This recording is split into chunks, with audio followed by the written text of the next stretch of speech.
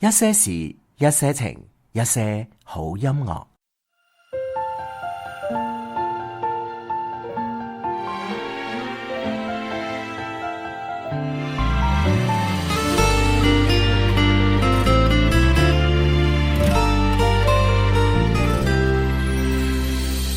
當他講那句在我身邊，請交給我日後每一天。他單膝下跪承諾當天，我也答應了伸出自薦。看似與你踏進新一篇，你卻背着我盡興消遣，震撼我與別個惡心的嘴臉。你對我愛意也許不假，同時仍記掛他，你是嗎？所愛的竟是如此笑話。莫非我遇到他，很愛他，不過是愚弄作吧？心痛嗎？可笑嗎？一切已崩塌。承認你讓我從來未會想到你虛假。是否你遇到他，很愛他，講我知我亦不怕。錯在你怎拆穿你就只撇下，不需讓你付何代價。然而被你想的可當沒事嗎？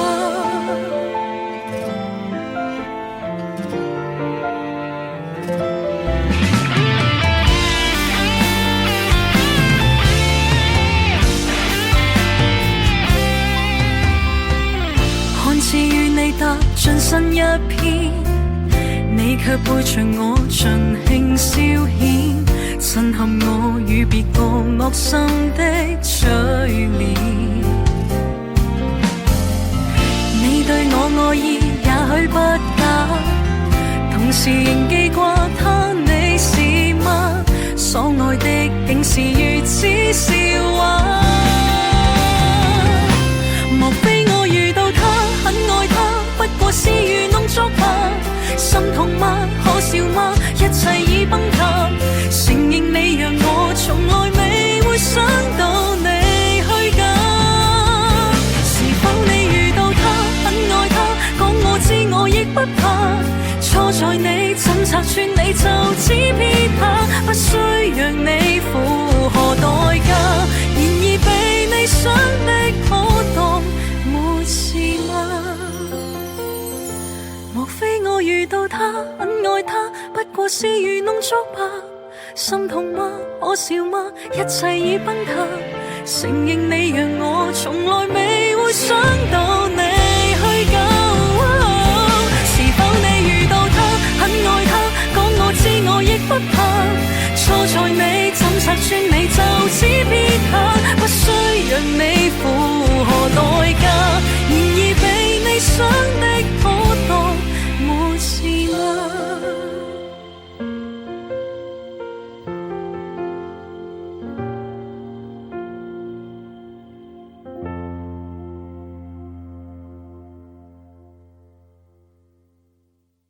阿姐啊，呢首歌咧係送俾你嘅，知唔知啊？啊，點解啊？叫咩名？係啊，呢首歌咧就叫當冇事發生啊，係嘛？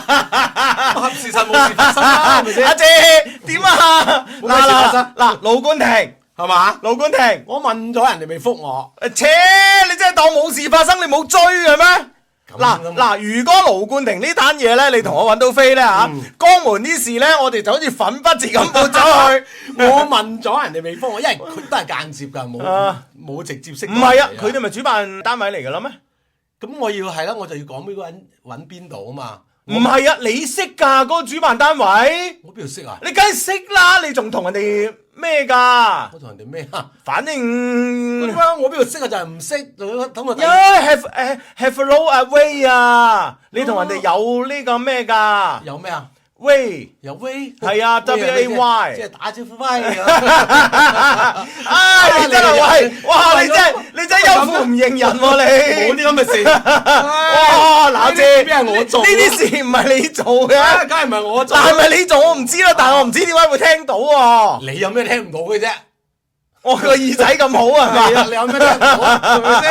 啊！真係啊喂，我仲聽到喎，聽到咩人哋江門嗰個呢個精品豬精品，你講唔講得出個名啊？你去過嚟啊？你我實得，你聽我話。你講。等陣。嗯，金圖豬肚精品火鍋。係啦，江門嘅金圖精品豬肚火鍋，個老闆親口同我講。金圖豬肚精品火金圖豬肚精粉火鍋，咁咧就，唉是但啦，鍋，冷精粉啊！反正我未去過。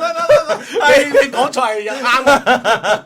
金圖豬肚精品火鍋。唉，good。人哋嘅老闆咧同我講，話點嗰日咧人哋話，喂叫埋 Hugo 啊，佢話咧阿志咧諗都冇諗過 Hugo 今日有節目，你唔使預佢。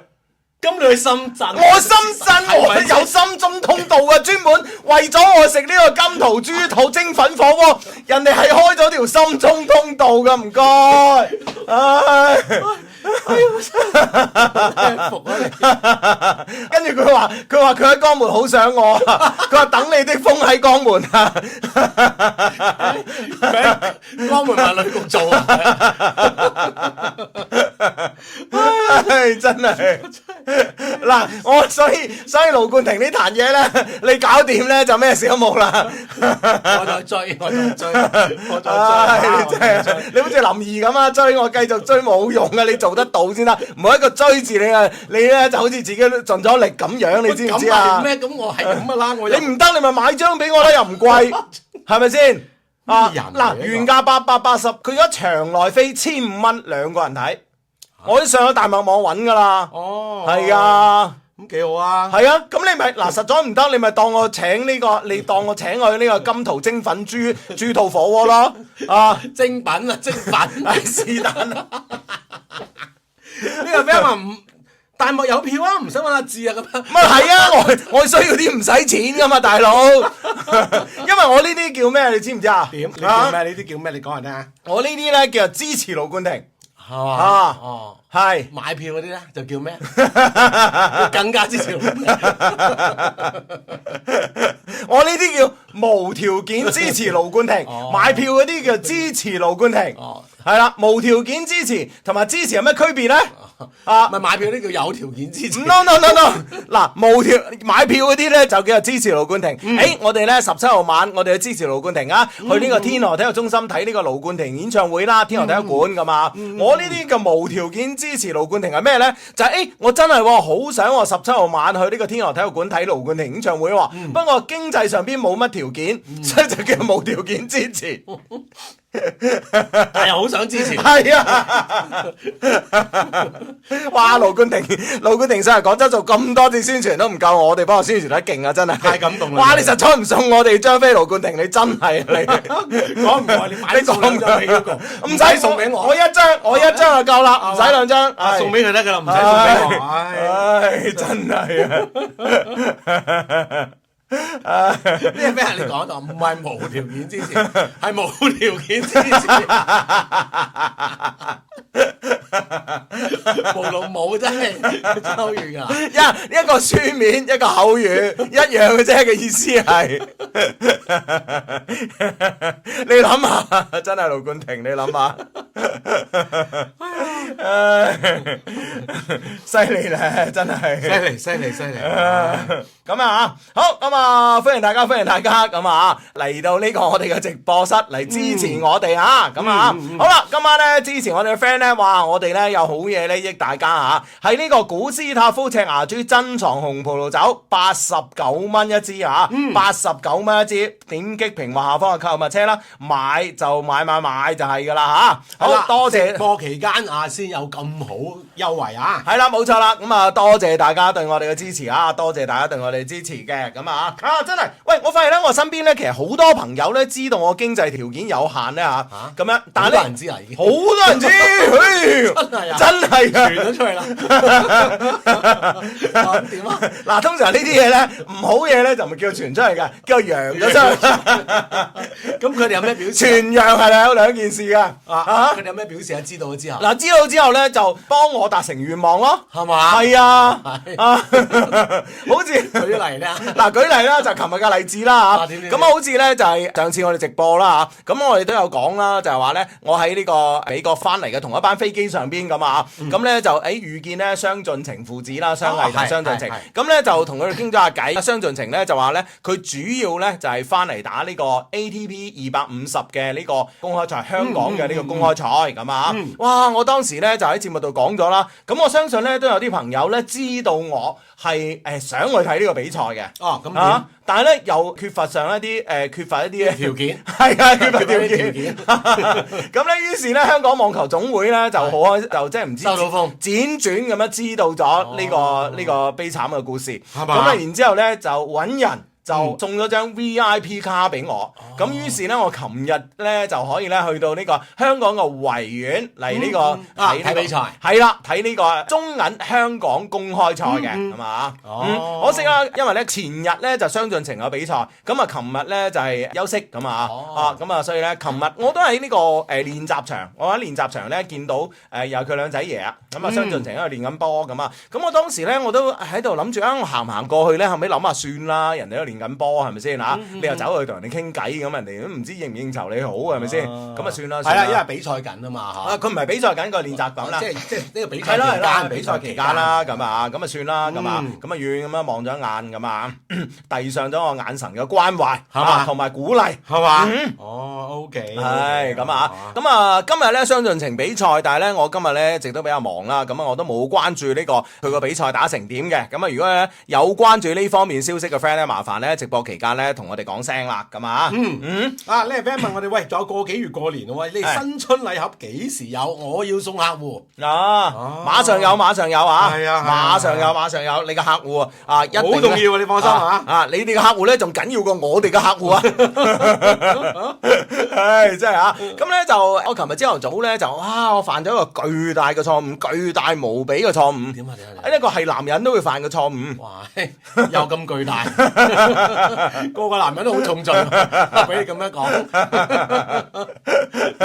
嗱就係咁樣嘅。琴日廣州咧，其實朝頭早都幾凍，凍幾凍嘅。咁因為咧，我琴日咧就中午要去到香港睇比賽啦。咁啊，所以咧朝頭早有幾件緊要嘅事咧就辦咗佢啦嘛。咁啊，朝頭早出門嗰陣咧就喺咁鬼凍嘅，着少咗，你知唔知啊？咁啊，於是咧就係辦完事之後咧，嗱一聲就翻屋企咧就換衫，就準備落香港啦。咁啊，然之後咧就諗下，喂大佬。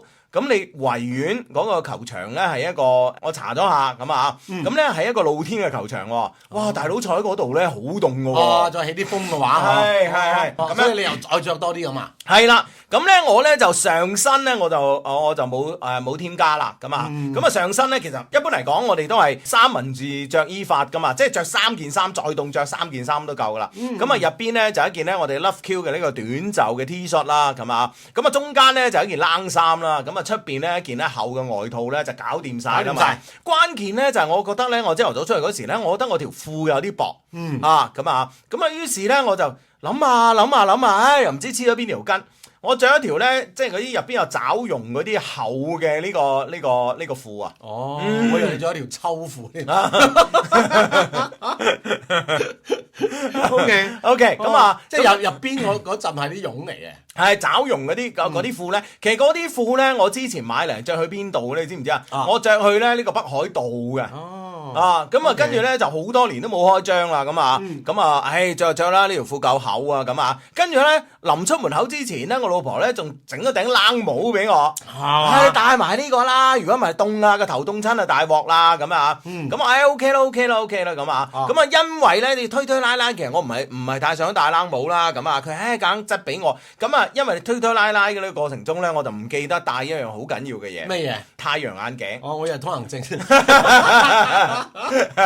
跟住將之後偷渡過去啊，揾咗你啲 friend 啊，開咗部大飛，直接喺銅鑼灣上船係嘛？我冇咁多路數，你嗰啲好勁㗎嘛？冇咁多路數，係咁啊，咁咧然之後咧就冇戴呢個太陽眼鏡，你知啦。我錯啲位咁緊要，人哋俾啲 VIP 位我，應該係鏡頭會立到噶嘛。隨時孫到埋嚟。係啊，你睇下嗰啲網球比賽啊，嗰啲大滿貫啊，嗰啲嘅比賽轉播啊，喂，坐 VIP 位嗰啲一定要戴太陽眼鏡㗎，係咪先？係啊，如果唔戴副太陽眼鏡咧，喂大佬，俾人覺得咧，你好似咧即係執咗張飛咁樣入嚟坐嗰啲啊，係嘛？即係唔夠 grand。即係琴日睇完就係咁同你講，喂，咁俾人咪執翻嚟啊？咁咯喎，咁啊，然之後咧就我卒之都冇戴頂帽，咁啊頂帽就擺喺個袋度啦，咁啊，然之後咧就去到咧呢個南站坐呢個高鐵，聽唔聽到有警車聲啊？聽到，一係你走先，係，我真係唔驚，好定喎，你唔好用笑嚟掩飾啊！自己，我真係，你發咩事？咩事？咁咧就我去到南站咧，上咗高鐵之後咧，我就知瀨嘢啦。咁啊，車廂入邊咧廿幾度。即係好暖嘅，都幾暖啦，叫做咁啊！但係咧就因為廣州咧，其實咧，琴日朝頭早都上晝啦，都幾凍啊！咁啊坐上去咧，啲暖氣一谷上嚟咧，咁啊，哇！我自己瞓覺啦，咁啊，昏昏入睡，係昏昏入睡。其實咧講下嘢都 OK 舒服嘅，咁啊，好啦，咁啊去到西九咧就一路啦，咁啊呢個。又走上圓方，又落去咁啊，又換呢個港鐵，咁啊即係換地鐵啦，咁啊去到呢個香港，又換呢個唔知咩線啦，是但啦嚇，柴灣線啦，咁啊，即係一路去到維園咁啊，去到維園咁啊，咁咧就其實咧就嗰段路好鬼焗㗎啦，都令到我覺得好焗㗎啦，咁啊，咁好彩啦，從地鐵站出嚟之後啊，咁啊而家上咗地面之後咧，還 OK 啦，咁啊還 OK 啦，咁啊，咁咧佢哋咧就係呢個12點半咧就開門嘅嗰個比賽咧開始啦，咁啊，由於小弟不才，我係 VIP 啦，咁啊，咁咧就係12點半開門，1點半咧就開波，中間有1個鐘頭嘅呢個時間咧做咩啊？點啊？進有咩玩啊？食嘢嘅可以。進餐好靚，哇！因為咧我之前咧聽阿張斌導講咧，佢話香港公開賽咧係咁多公開賽裏邊飲食最好嘅。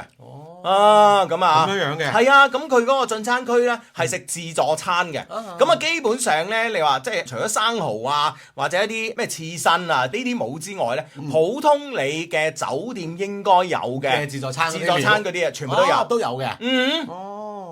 咁會唔會係某間酒店過嚟即係做嘅呢？我睇咗又好似冇喎，又唔係喎，真係啊！咁啊，而且咧係有一個位咧，有個阿姨咧喺度不斷咁喺度切火腿嘅，喺度切 ham 嘅，一隻 ham 咁啊！嗰個阿姨咧，我從中午12點半入到去咧，到我夜晚9點半走咧，未停過手啊！係嘛？係啊！跟住咧，阿姨隔離咧仲有阿叔，嗰個阿叔咧就咩咧？佢係越南粉。即係喺度淥粉嘅，喺度淥粉嘅，係咁啊，咁啊跟住咧就入邊咩都有啦，咁啊關鍵咧就係即係除咗水啊、汽水啊、雪糕啊呢啲全部係自助啊，葡萄酒都係，而且啲葡萄酒嘅質素唔差㗎，係啊，葡萄酒伙食好好喎，係啊，真係啊，咁樣食到我咧第一場比賽都已經推遲入場啊，真係食翻9本啊，咁啊，咁喺嗰度好開心啦，咁啊遇到好多個朋友啦。咁啊，咁啊遇到好多朋友，大家一齊傾有講啊，遇到阿陳健啦，咁啊，咁啊見到呢個阿 Leo 啊 ，Leo 咧就叫李家明啦，咁啊 ，Leo 李家明，咁如果咧中意睇網球嘅朋友咧，應該對呢個名咧就係唔陌生嘅，因為咧佢其實咧就基本上喺國內打嘅呢啲大型嘅呢啲網球賽事啦，無論係 ATP 啦定係 WTA 啦，佢都係做現場主持嘅。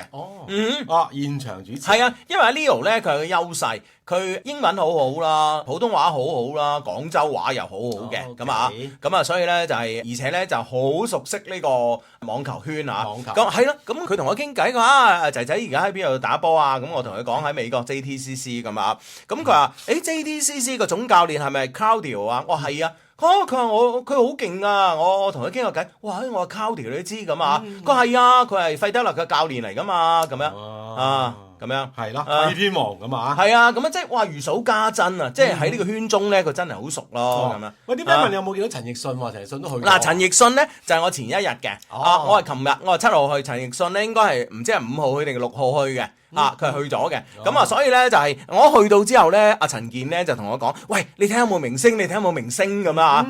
咁啊，我周圍望，我話最大粒星就係我同你咯，兜巴星咁咧，然之後咧就話一路睇落去啦，睇下有冇啦，咁啊，後尾都係俾比賽吸引住啦，因為琴日咧就係第2場比賽，中央球場嘅第2場比賽咧就係好勁嘅，因為咧有呢個香港本土嘅球員黃澤林香港本土嘅。阿 Coleman 咧就係香港歷史上咧就係第一位嘅網球選手可以打到公開賽嘅16強嘅選手嚟㗎，咁啊，即係犀利啦！香港計今年嘅全運會佢係攞咗銅牌定係咩啊？即係攞牌嘅。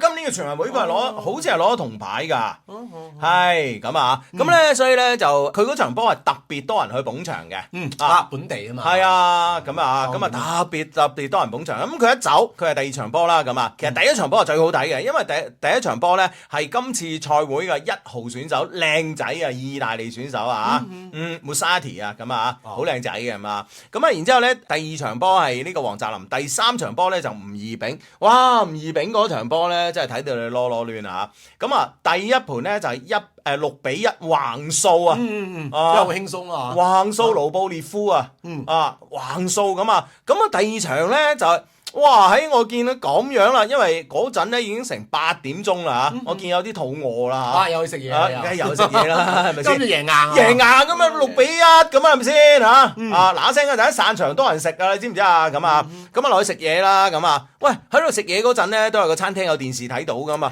喂唔係咯喎，咁啊俾人贏翻喎，咁啊，即係大比數1-1咁啦。係啊，咁啊嗱聲啦，咁啊3爬2撥啦，咁啊食完嘢之後又嗱聲走翻上去上邊睇啦，咁啊，一睇我就知道咧問題出現喺邊度啦。點啊？佢有咩問題咧？佢唔想打你知唔知啊？佢想盡快結束比賽。為什麼咧？嗱，因為咧，即係呢個我估噶啦。因為咧，我個位咧 VIP 嘛，係咪先嚇？好近嘅。咁我個位就坐喺邊度咧？我個位咧就坐喺嗰個底線嗰度啊，咪有球童企嗰個位嘅。我就坐球童嘅上邊。因為佢個看台高過球童啊嘛。我就坐嗰個球童上邊嘅第一排。我就坐第一排。所以咧，佢哋咧嚟問球童攞毛巾啊嗰啲，我同佢距離就係我同你咁上下距離，因為我喺2樓望上嚟咁樣，就係我同你咁距離嘅啫，1-2米到嘅啫，好近好近。咁啊嗱，所以咧。我係 get 到吳怡丙嘅嗰種嘅諗法嘅，雖然咧可能未經過確認啦嚇，咁樣咁咯喎，因為咧有個女嘅現場個講普通話個女嘅，好煩，好鬼煩，成日亂咁叫啊，成日都亂咁叫，咁佢咧就永遠咧嗱網球比賽咧係有禮貌噶嘛，有禮儀噶嘛，咁咧就係球員咧準備開波嗰陣咧，就大家要靜晒噶嘛，係咪先？咁啊通常都係跌粒針落地下都聽到嗰種噶嘛，佢永遠咧等大家靜下嘢咧，靜落嚟嗰0點幾秒咧，佢就開始嗌啦，佢先出聲嚇，就係加字音啊，佢唔係叫威扁，阿扁頂住咁啊！喂，無論係吳怡丙係領先啦，定係落後啊，都係呢句阿扁，即係嗰個音。你知唔知吳怡丙嘅名啊？你普通話讀咧，廣州話丙咁啊，即係好斬釘截鐵啦嚇。咁你普通話佢的確係有個尾音㗎，阿扁咁啊，扁咁啊，扁咁啊，唔係咁讀咁啊，扁咁啊。咁啊，真係咧，佢就專登拉長個音喎。阿扁頂住咁樣，哇！聽到我啊，哇！我同你講，我真係手指甲都起雞皮啊！唉，真係你都想走啦，唔好話。係啊，我覺得呢啲屬唔屬於性騷擾咧？係咪先？要選手確認。係啊，我覺得即係吳怡丙，你當住成千幾兩千人，你俾人咁嘅性騷擾，你係咪佢盡快想結束比賽咧？我係咪先？咁樣樣。哇！真係離晒譜啊！咁啊呢位 friend Hugo，你殺我啦！咁吳怡丙當時都係咁諗噶，我諗假字演點啊？范，唔識，唉，你同啲女多啊嘛。阿扁，你熟啲啊，聽落去，阿扁，頂住咁樣，哇，真係，哇！你話你係吳怡丙，你想唔想即係嗱聲走，係咪打佢冇可能啦，係咪先？咁樣。你嗱，同時咧，你又唔知佢真係咪你粉絲喎？即係如果你係一個球員嘅粉絲咧，你係粉絲收聲噶嘛？係我諗呢個世界咧，兩個人做過呢件事，而且都係女子運動員，係嘛一個李娜，第二個咧係啊，第二個咧就鄭欣文。你嗱都話自己老公啫係唔嘛？係有㗎。哦，即係現場啲觀眾現場啲，我唔記得佢喺國內嘅邊個場嘅比賽啦。咁、當時咧，其實咧講緊係10幾年前啦。10幾年前咧，其實大家對呢個網球場嘅禮儀咧，大家就唔係好熟悉嘅。咁啊、運動員一發球嗰時咧，就加油加油，即係唔知道咧要收聲嘅。係咁而家裁判咧都嗌 please 咁啊，都唔識得收聲。咁啊，李娜就好興啦，豬嘴豬嘴咁啊咁樣，唉。咁咧當時咧都俾人話過佢噶嘛，俾人話過佢，哇！你唔可以咁樣對球迷啊，如何啊咁樣啊，啲 friend 話你識晒網球啲禮儀喎。啲禮儀小姐，識晒啊，呢個識晒㗎啦。我講嘅規矩唔係人啊，規矩我識晒，人啊知識啊，我哋兩個分工合作嘅呢樣嘢，唉，真係。哇！真係呢個咩 Hugo 你放過我？唔係啊，真係我將琴日嗰個現場嘅情況同大家如實咁樣匯報咋，真係。哇！我心諗，唉，今時今日做運動員真係唔容易啊，唔易丙係咪先啊？真係啊！喂，打場球啫，俾人當眾騷擾、性騷擾。真係陰公啊！唉，真係咁啊，係啦，咁啊，呢個 friend 話：哎呀，你放過我哋啦，我唔使。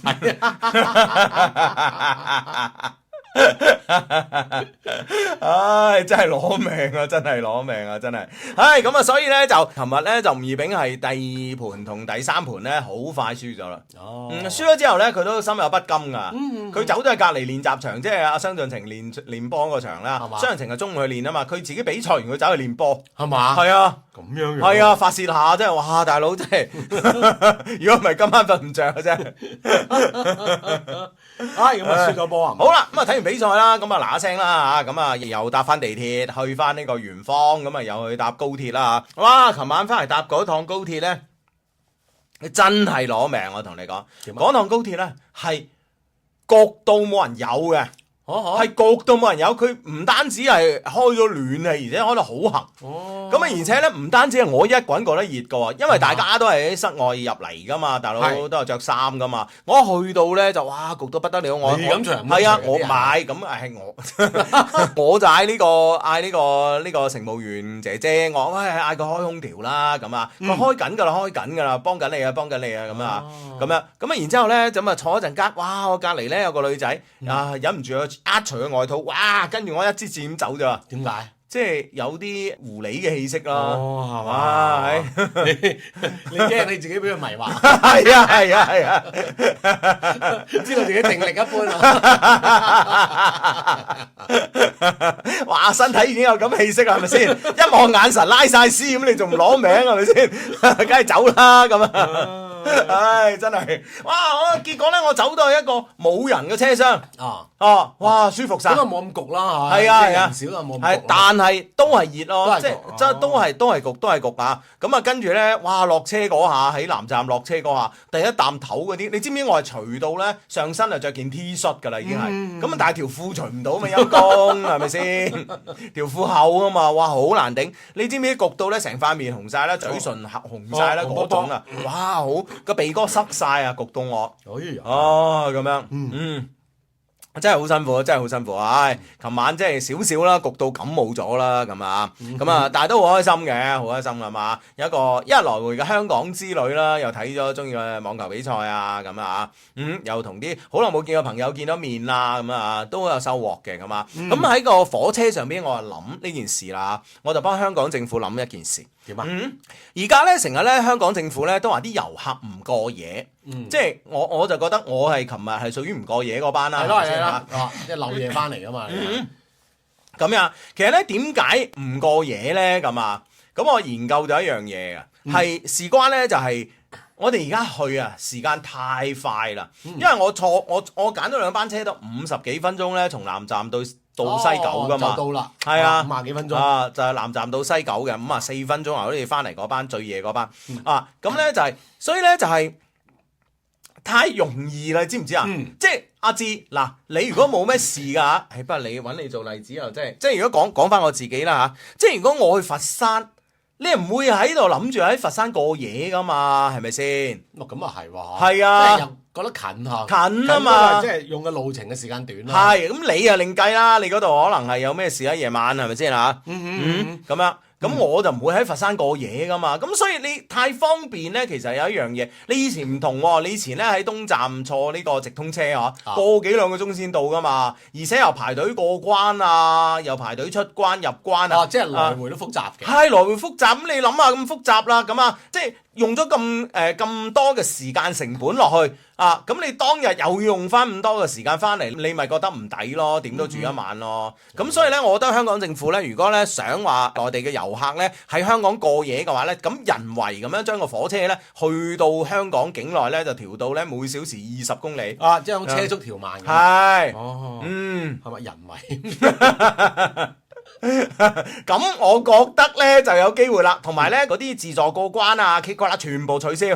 咁咯喎，咁啊得啦。咁啊好多來回嘅遊客多得你唔少啊！你嘅人你真係好多喺深圳住喺深圳，跟住香港翻工嗰班。係咯，真係。喂，深圳住喺深圳嘅喺香港翻工嗰班啊，更加唔應該即係同情佢啦，係嘛？係咪先？喺香港賺錢喺深圳使啊，仲要係嘛？攞晒資源係咪先？咁樣係嘛？係啊，佢話係啊，真係㗎。因為香港酒店其實又貴啦，佢話睇完演唱會啊咁夜都唔會過夜啊，寧願咧翻深圳住酒店。係啊，係啊，過關先。係啊，咁如果你排1個鐘頭過關，你啲人好多咧就望而卻步啦嘛。哇！人龍咁長。係啊，而且開1個閘口，係嘛？係。咩人嚟嘅？唔係真係，你根本上，我覺得就係呢個問題嘅症結，即係我自己係咁樣諗啦。咁嗱，如果我係琴晚咧9點半，我係睇完嗰場波嘅，咁啊，然之後我諗下，哇，喺翻去過關排1個鐘頭，跟住仲要搭2個鐘頭火車，咁我就會應承另外一個 friend 啦。咁我另外一個 friend 咧，佢喺馬會，阿曾生。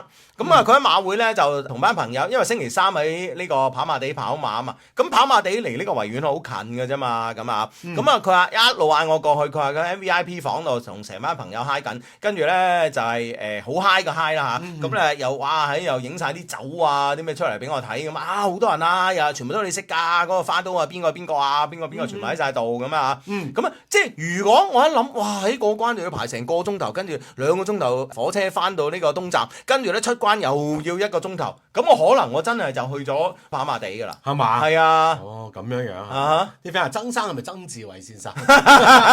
終於退休啦，退休啊，喺榮休咁樣，哇咩就老歪嘅啦，係咪先？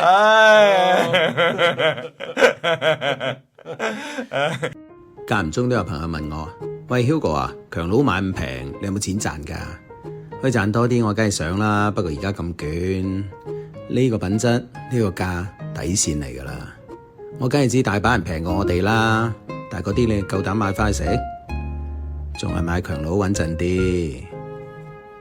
係啦，咁啊，所以咧就真係咯，呢下嘢其實方便咧有方便嘅好，但係咧方便咧即係一件事咧一定有兩邊嘅，係咯。佢話係啊，而家我香港啲朋友都係翻嚟深圳消費噶，本身香港朋友都翻深圳消費。係啊，咁你如果話唔好話即係去翻工嗰班啦。係啊，咁你咪係咯。嗱，如果你香港人你翻深圳嚇，你要排1個鐘頭過關嘅，搭1個鐘頭火車，你翻唔翻？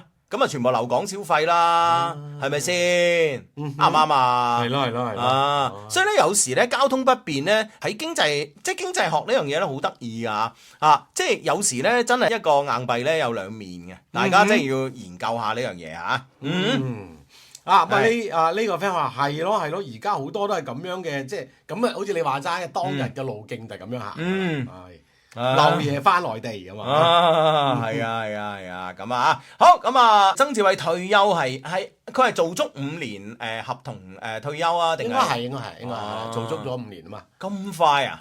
唔知啊，都耐啦嘛，都感覺上都有啲時間啦。我記得咧口罩嗰時咧，佢仲係喺抖音啊懶閒咁拍啲片咁樣嘅喎，係嘛？嗰時都冇咩做喎，係啊，嗰陣嘅時期問題啫，係啦，就係因為冇嘢做，所以先做咗呢份，辛苦啲都做啦咁。係咁啊，呢位 friend 話凍嘛，雙低咁啊，而家室內咁，梗係唔凍啦，咁樣啊。呢個 friend 話祝福我啦，我係有生個馬連男寶寶咁啊，好係咁啊，心想事成嘅啊。係咁啊，好咁啊，呢個 friend 話多倫多嘅澤哥嚟報道啊，而家呢度咧2.5度啊。咁啊，祝各位及雙低今年勝舊年，多謝你。 2.5度啦，咁啊 OK。係咁啊，呢位 friend 咧就講下我哋嘅椰香燕窩羹啦，咁啊，佢話一咧就多啲配料啦，否則咧啲火粒會硬口感重，咁啊，第二咧就係推出一款小渣小粒嘅，咁因為咧我哋入邊咧就會係有其他嘅配料啦，咁其實咧我哋唔係一個純燕窩咁樣嘅，我哋係一個羹咁樣嘅，一個粥咁樣嘅，咁所以咧就擺多啲配料啦，令到個口感，因為燕窩其實本身係冇乜口感噶嘛，滑捋捋啊咁樣啊，咁啊所以咧為咗增強口感咧，我哋專門咧就配咗好多嘅材料落去，咁啊等你食咗之後咧，咁啊又有燕窩嘅呢個順滑啦，咁啊有呢個質感咁樣嘅嚇，呢個咧就我試過好多次咧，係最好係咁樣一個配搭，你試下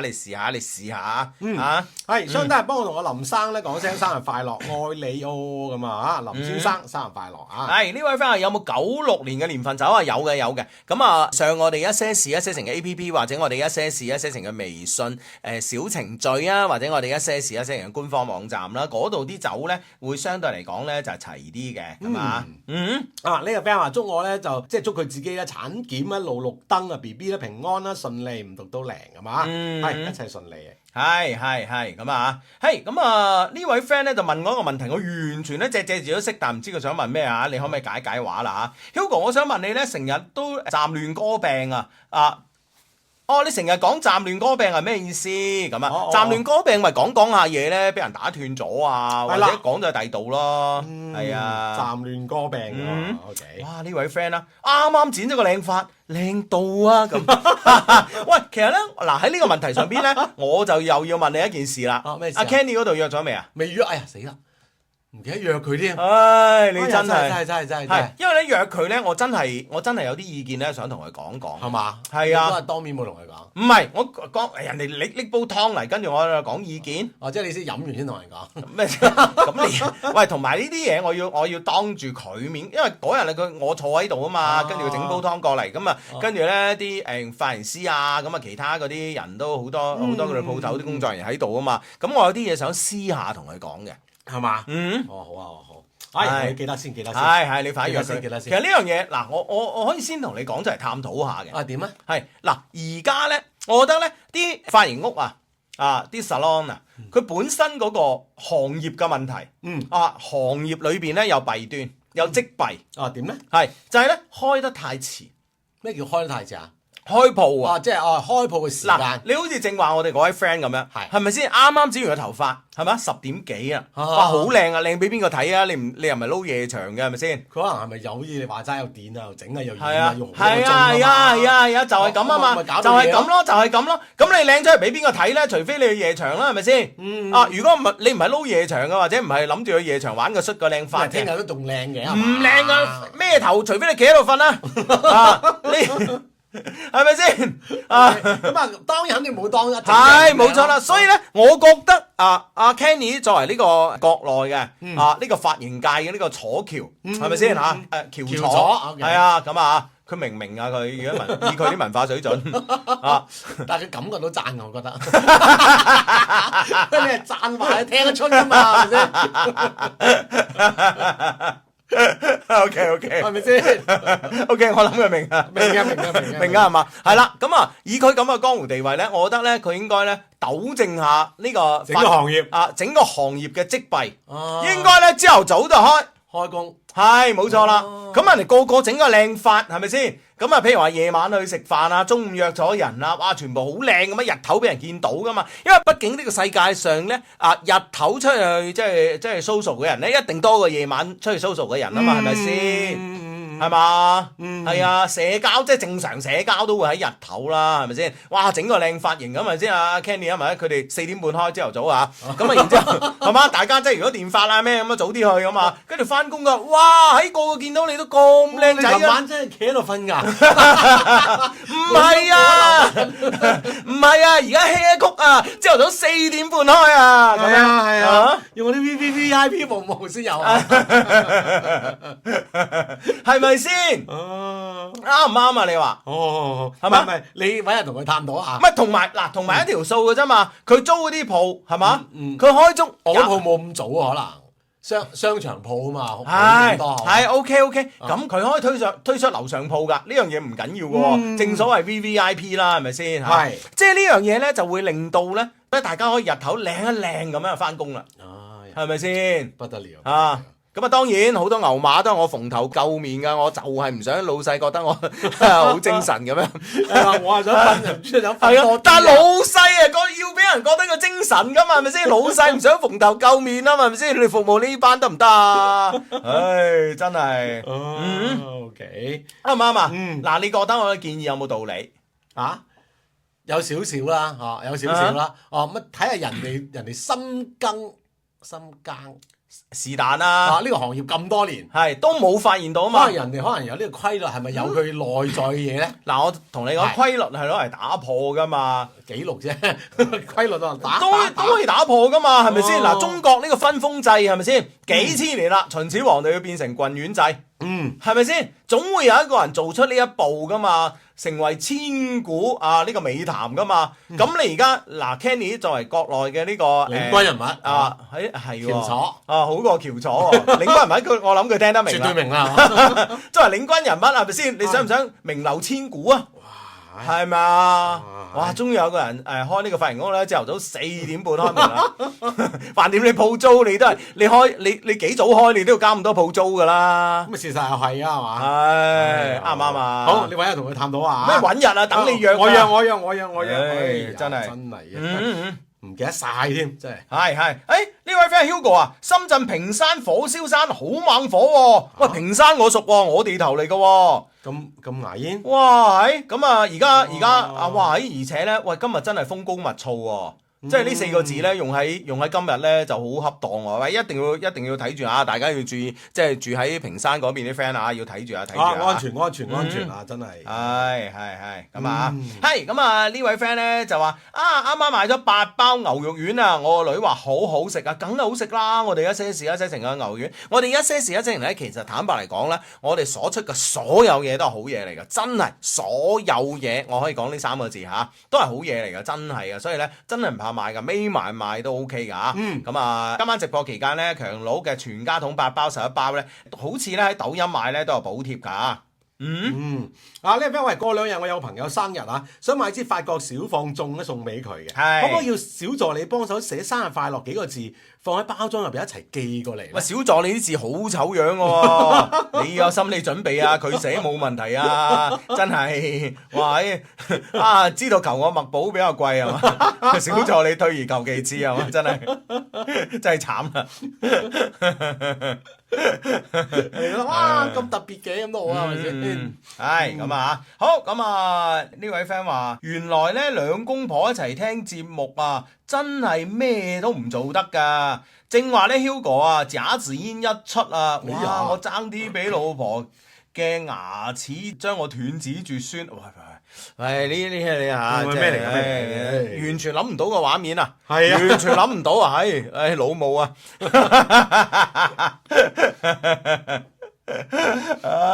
真係啊！係呢位 friend 相低啊，想問下啲男人嘅難言之隱啊，可以嗎？可以，我哋最中意唔係，我哋最中意聽啲 friend 嘅難言之隱，爭啲講得真説話添。唔緊要啊，喺我哋呢度咧可以暢所欲言㗎。咁我哋直播室入邊咧人又少啦，咁啊冇乜所謂嘅，大家啊。咁我 friend 嚟㗎嘛，係冇錯啦。有啲咩可以傾下嘅？係冇錯啊！咁啊呢位 friend 話兩款連帽衞衣有乜區別？唔同款式㗎，咁啊一款咧就多啲細節啦，一款咧就比較簡約啲啦，睇你自己嘅呢個中意啦，咁樣嚇。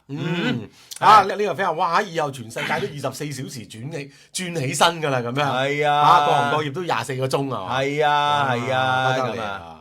咁啊，呢位 friend Hugo 啊，阿志，即係講翻上一期節目話之後咧，你有冇補數請我宵夜？咁你有講嘅，嗱阿志有講嘅，但係我俾我拒絕咗。係啊係啊，好無情咁拒絕咗。係啊，我覺得咧數還數，路還路啊。佢去呢個江門係食 lunch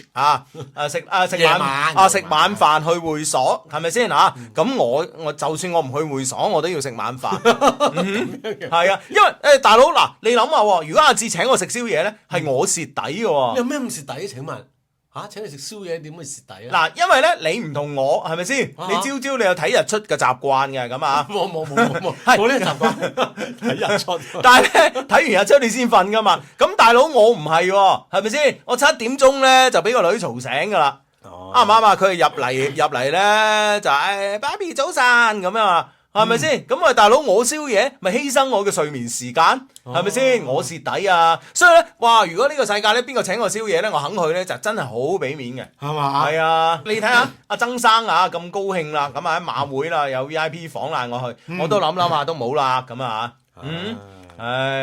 咁咯好係呢位 friend 同我哋講啊，深圳平山嘅山火咧已經於21點50分撲滅。我哋節目前就識做啦，啲火都識做啊。可以好啊，撲滅咗就好啦嚇，關鍵安全啊！呢個 friend 話從細到大中意獎勵自己，而家同老婆冇晒 feel 點算？點辦啊？同老婆冇晒 feel 點算？呢個係咪頭先嗰個難言之隱啊？咁樣咁會唔會係即係好難講啦？兩個人相處咁耐嚇，自不然咧好多嘢都淡晒，太熟啦。係啊，係咯。咁所以譬如話換一啲嘅，譬如話換下你太太嘅香水。咁譬如話佢以前係用索嘅，咁而家試下換下511嘅香水啊，即係我覺得人咧畢竟係視覺嘅動物啦，咁啊，咁我諗喺視覺啊、嗅覺啊呢啲感官上邊嚟講咧，做一啲嘅小嘅改變咧，會唔會重新咧引起你嘅興趣咧？咁啊，雖然講引起你嘅興趣咧，好似咧對太太有啲不敬啦嚇，但係畢竟咧嗱，夫妻咧係講雙方吸引噶嘛，係咪先？係啦，咁啊即係總係有啲新鮮嘅嘢嘅話喺其中嘅話咧，咁啊應該咧。呢種感覺會存在啦，係咪先？係咯，咁啊，所以咧就係換個老婆，換個太太啦，呢班人全部壞人嚟嘅呢啲。呢啲可以戴 VR 眼鏡啊嘛，中意睇邊個睇邊個係嘛？我的眼中只有你。咁咯，想換頭型換身材，自己調節係嘛？科技進步真係有啲幫助啊！係啦，可以解決好多問題。喂，阿志，如果你係咁嘅話，咁你以後真係更加為所欲為啦。我點為？我本身就係一個好為所欲為，何來為所欲為咧？請問，而家我諗你有啲都係睇唔上眼噶嘛，但係當戴咗 VR 眼鏡之後，係咪先？哇！你咩話？咁我咪呃自己換咗個人咯？係喎，呃人不如呃自己啊！呢個 friend 話我同我老公而家咧相處成兄弟都係咁啦，咁樣啊。喂，其實兄弟咧會唔會咩嗰陣咧會有啲尷尬噶啦？身份轉換得快啊！同兄弟咁樣落唔到手啊！真係。Hugo 哥、志哥，祝我高考順利啦！考得都可以啊，蒙得都對啊！好，一定啊！高考啦嘛，都仲有幾個月啦。係，仲有幾個月啦，日咁樣祈禱就得噶啦嘛，係咪先啊？正所謂咧，念念不忘必有回響啊嘛嚇！呢位 friend，我之前咧同女朋友太過用力整傷咗，呢個係咪難言之隱咧嚇？後來咧自己喺嗰度咧黐咗刺血，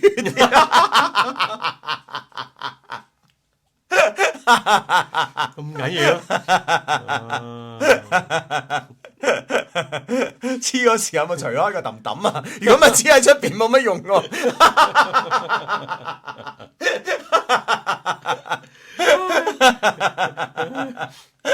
咁咩話？哇！呢啲咩建議嚟？唔係，即係呢啲，喂，呢啲善意提醒啊，姐，嗱 friend 就係咁樣噶啦，即係咪先照顧周到係嘛？啊當時乾柴烈火係咪先？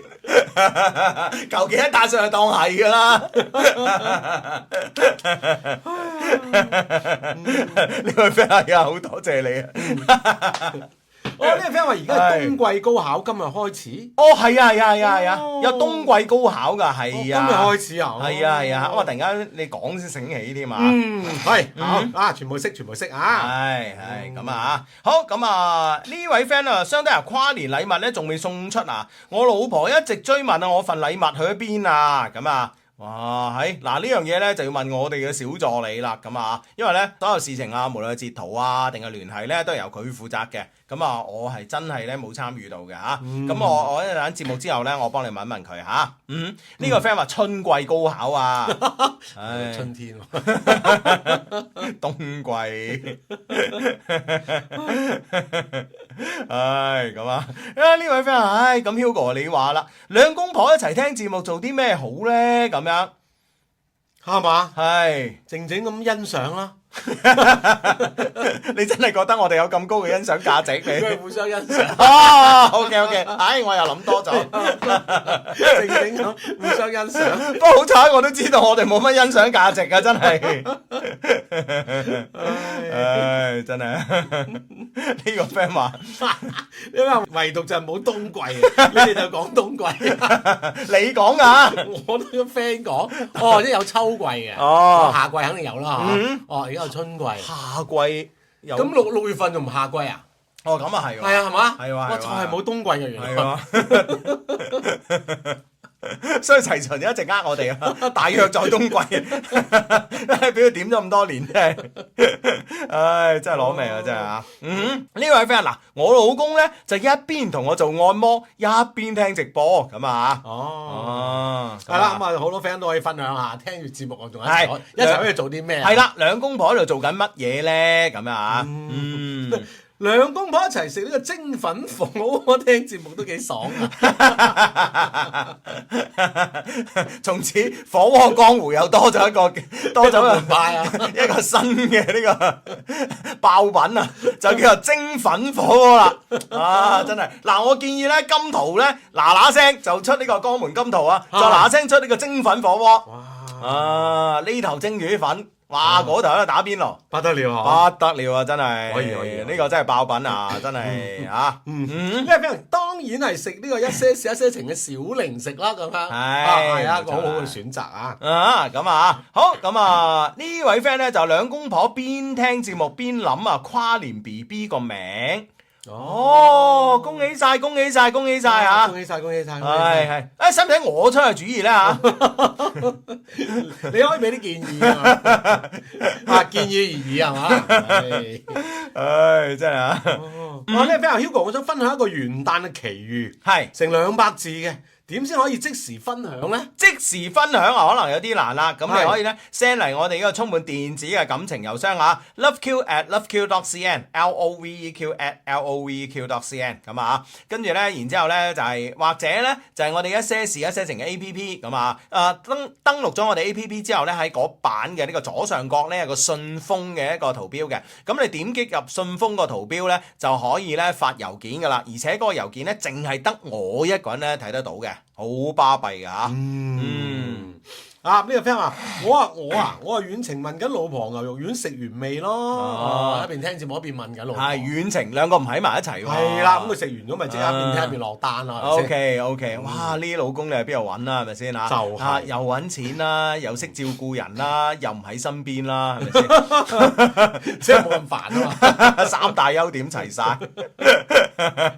真係啊！好咁啊，呢位 friend 咧就買咗呢個甘草金桔啦，而家懷孕38週啦，二胎寶寶咧仲未有發動嘅痕跡啊，希望咧 BB 下個禮拜咧就發動啦，順順利利去生產，少受啲罪，唔讀都靈啊，一定 OK 嘅，一定好順嘅，通常咧二胎咧都會比較順利嘅嚇。呢個 friend 話其實整嘢食都好麻煩嘅，出邊又凍，我同老婆咧就寧願喺被竇入邊啦。喺被竇入邊聽節目係嘛？係咁啊！喺被竇入邊呢個烹飪都係一個比較好烹飪即係俗稱煲飯。係咁啊，咁啊呢位 friend 咧就姐姐叫寧樂啊，寧靜嘅寧，快樂嘅樂咁啊，咁會唔會叫寧咩好咧？哦，呢間叫檸茶，檸樂檸茶啦喎，呢係寧可，加埋叫可樂，呢個唔得，個樂字喺前邊噶嘛，係啊，零食呢個 friend 話，話零食啊，哇好喎，呢個好喎，哇即係唔使我諗啦，個個都諗啦，係咪先啊？樂字咧同咩字會湊成一個詞啦？字組詞嚟，一年級樂，哇係同個咩字咧？嗱快樂啊，係啊，樂字放前娛樂啊咁啊，佢而家樂字喺前面，係啊，津津樂道，樂道咁嘅咩？哇係嘛？個妹一下子咁深。零度咁啊，去出咗家咁啊，大佬樂趣靈趣啊，得唔得？靈趣係啊，樂觀靈觀，呢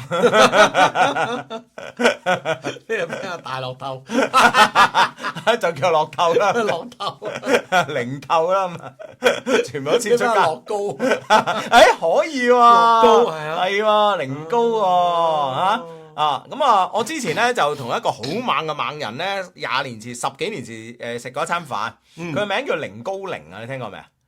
我開始以為寧高寧係啊，我開始以為係藝名嚟嘅。哦，係啊，後尾發現係真名嚟喎。真名係啊！我心諗哇，呢個老藝術家啊，我點解未見過、未睇過佢作品嘅咁樣？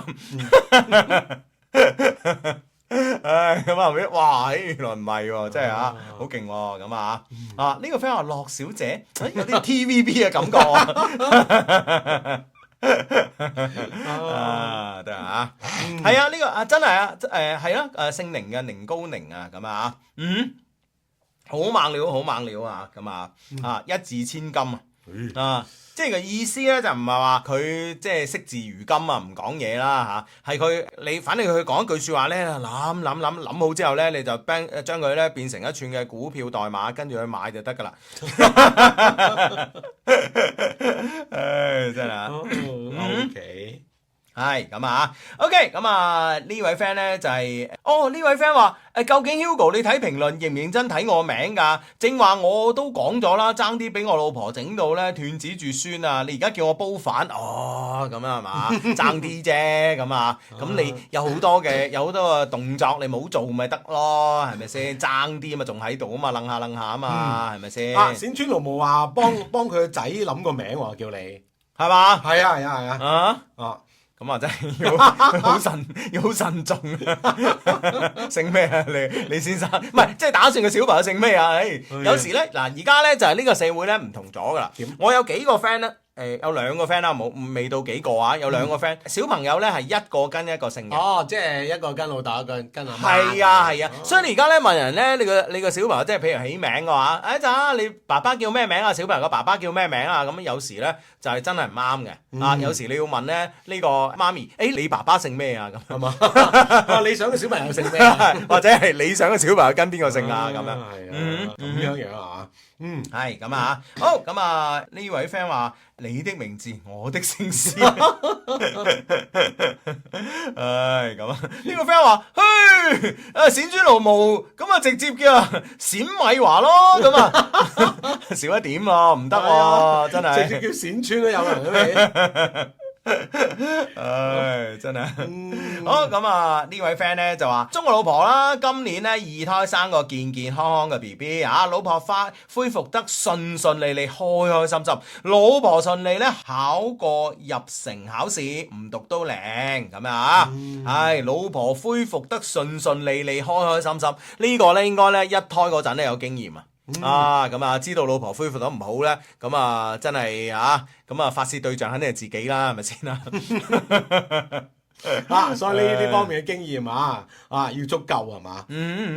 係姓呂噶，小朋友準備姓呂係嘛？誒點解咁多人發咗個女？哦，係喎係喎，發上係姓女啊，女，好認真諗下啊，認真諗下佢啲咩女頓賓啊、女咩女祠啊、女良偉嗰啲全部埋一邊，女不偉咩女部啊？係咁啊，好認真諗下，誒男仔女仔啊？仔。仔幫個仔嘛，仔又係喎，仔喎嚇，係啊，幫個仔啊嘛。OK， 等我認真諗下，認真諗下。咩 friend 叫女仔啊？女仔，好地地啊！男仔個名叫女仔，使唔使咁大反轉啊，大佬？唉，真係啊，產於北緯37度，東經105度，全年日照超過3200小時，晝夜溫差最大20度以上，每50克少於190粒。營養成分更高嘅枸杞有一個專屬嘅名叫貢果，不過我哋廣東人都中意叫佢做一些事一些情貢果。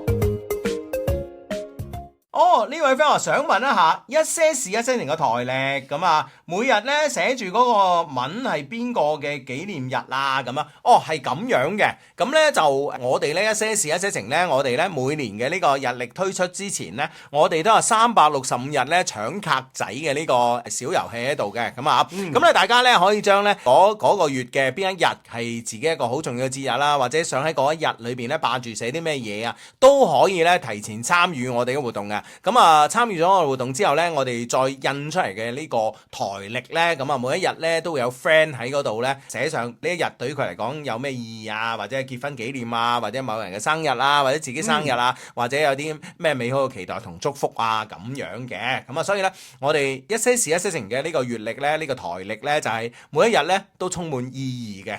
係啦，咁啊好多 friend 都可以通過呢個日子嘅霸住呢個卡啦，嚟留低一啲嘅紀念喺度啊。係冇錯啦。呢個 friend 我老公叫旅遊，即係姓呂啊，叫遊啊嘛。哇，幾好喎！係啊，旅遊啊嘛。旅遊啊，OK，呢個 friend 叫呂豪傑咁啊。呂豪傑，呂中豪傑啦，人哋男仔嚟㗎，呢個呂豪傑。唉，咁啊，哇！喺呢位 friend 真係咁巧嘅。佢 Hugo 啊，今日咧係我兩個 BB 嘅生日啊，哥哥19歲，妹妹16歲啊，哇，同一日生日喎，乾手淨腳喎嚇，真係 OK，一齊過啊，係啊，開心啊，係生日蛋糕可以買少個啊，祝佢哋生日快樂，未來可期，日日都開心，一定啊，開心，係，仲要咧就係孝順父母啊，祝我今年脫單啦！呢個 friend 話傷得開金口嘛，好脫單嘅嚇。係咁啊，好咁啊，呢位 friend 我認識個汕尾個阿叔叫呂世友啊。係咁啊，咁啊，佢係咪有個女啊？所以啊，女婿已經有咗，一出名就知，一出世就知道佢有女，佢以後生女一定有個好女婿啦。女婿有啊，咁咯。唉，咁啊，好咁啊，呢位 friend，我小學聽到依家都未脫單啊，咁啊，喂，齋聽冇用噶，一定要付諸行動先得噶嘛，係咪先？咁啊，呢位 friend 叫女合金啊，喂，大佬啊！不過呢個都 OK 嘅，真係要計五行喎，真係。其實呢個名真係 OK 嘅，我覺得呢個名 OK 嘅。係啊，即係譬如話五行缺金咁啊，咁啊叫女合金幾好啊。即係合咧，其實咧我喺我哋中國文化裏邊咧係一個好博大精深嘅一個字啊，即係同天地人合咁樣啊嘛嚇。咁我哋有咩所謂嘅三合啊、六合啊咁樣啊，都係講個合字嘅。合咧就係話同所有嘢咧都好夾咁啊。咁啊，所以咧，如果係真係咧缺金嘅話咧，叫女合金咧，你咪話得幾好嘅，係嘛？係啊，合金咁樣啊。哇！呢個 friend 話起個長啲嘅名，如果咁樣睇，就叫做女合金木水火土，咩都齊晒，同咩都合，哇！好勁啊！呢個名得唔得？個身份證嗰度打2行啊！係啊，即係你同咩都合嘅。你有冇見過咧？你有冇少數民族嘅朋友咧？有冇睇過佢哋嘅身份證啊？冇喎。有一次咧，我記得都好多年前啊，夜晚飲酒，跟住咧，屌啊把你算乜嘢啊？即係唔夠長，唔夠長。我有一次，好似我同你講過嘅，有一次咧飲酒，跟住咧嗰個女仔咧就一路都識咗好耐，但係咧唔知道佢原來咧係新疆人。跟住然之後咧就佢嗰晚咧就帶咗佢一個 friend 過嚟嘅。哇！嗰個 friend 真係身份證寫2行3行，你未見過咧？啊，起咩咁長？咩咩買木蹄咩枝江人咩好長噶。啲 friend 都話係啊 delete 咗把係簡稱嚟嘅咋，即係好長一楞啊，好長哦 delete 咗把都係簡稱嚟㗎嘛。係啊，啲 friend 講㗎。係啊，係啊，好鬼長啊，真係。犀利犀利。係咁啊，好咁啊，呢位 friend 我唔脫單，我要開單，開大項目嘅單，多謝大單啊，即係有咗大單咧就可以脫單啦，咁啊。係啊，可以，係咁啊，哦。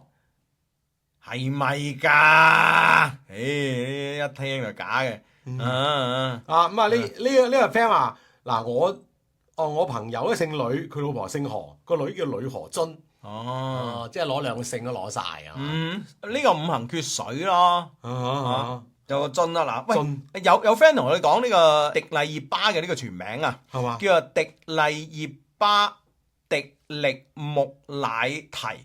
係嘛？木拉提啊，木拉提，迪力熱巴迪力木拉提，哇，真係噶！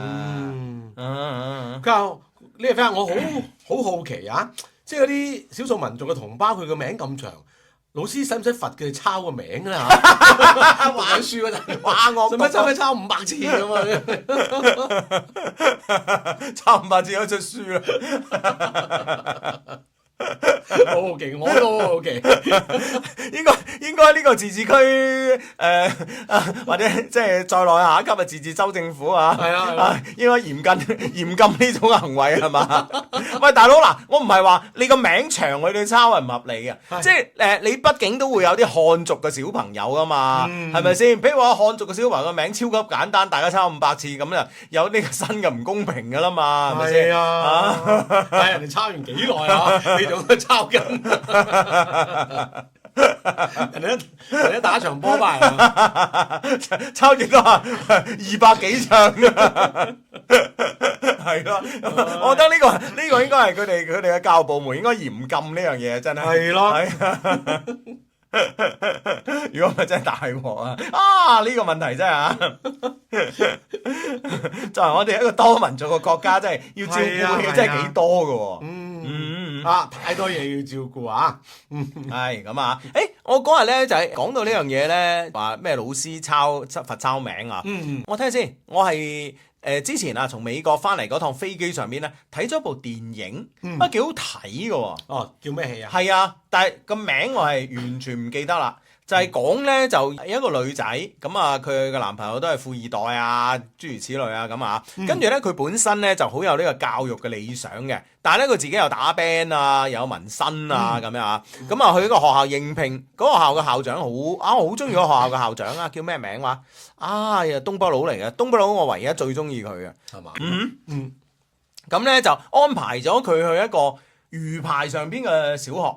魚排咁係啊，魚排上邊嘅小學做老師，得幾個學生嘅啫。啲學生咧全部都係附近啲漁民啲仔女。漁民啲仔女係冇錯啦。所以咧嗰個學校喺魚排上邊嘅，咁個老師去咗，跟住咧，然之後嗰個老師啦，後尾冇做啦，男朋友都係嗌翻佢翻去自己家族嘅教育集團嘅一個貴族學校做老師啦。咁啊，然之後咧就後尾一個男嘅老師。咁啊，男嘅老師咧又頂咗個位，咁兩個咧就憑住一個女老師嘅一本日記啊，兩個咧就係兩個素未謀面嘅人咧，就產生咗呢個感情嘅，其實幾浪漫嘅呢個古仔。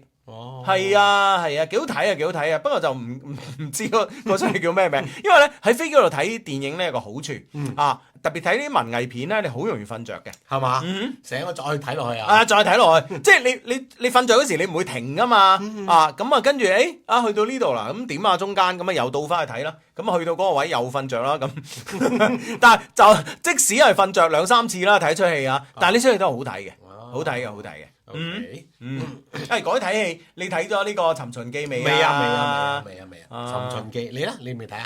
我未啊。OK。咁啊，好多 friend 都睇咗啦嘛，啲 friend 話好睇喎。但係個票房麻麻啫。我見到好似今日定係琴日先啱啱破2億。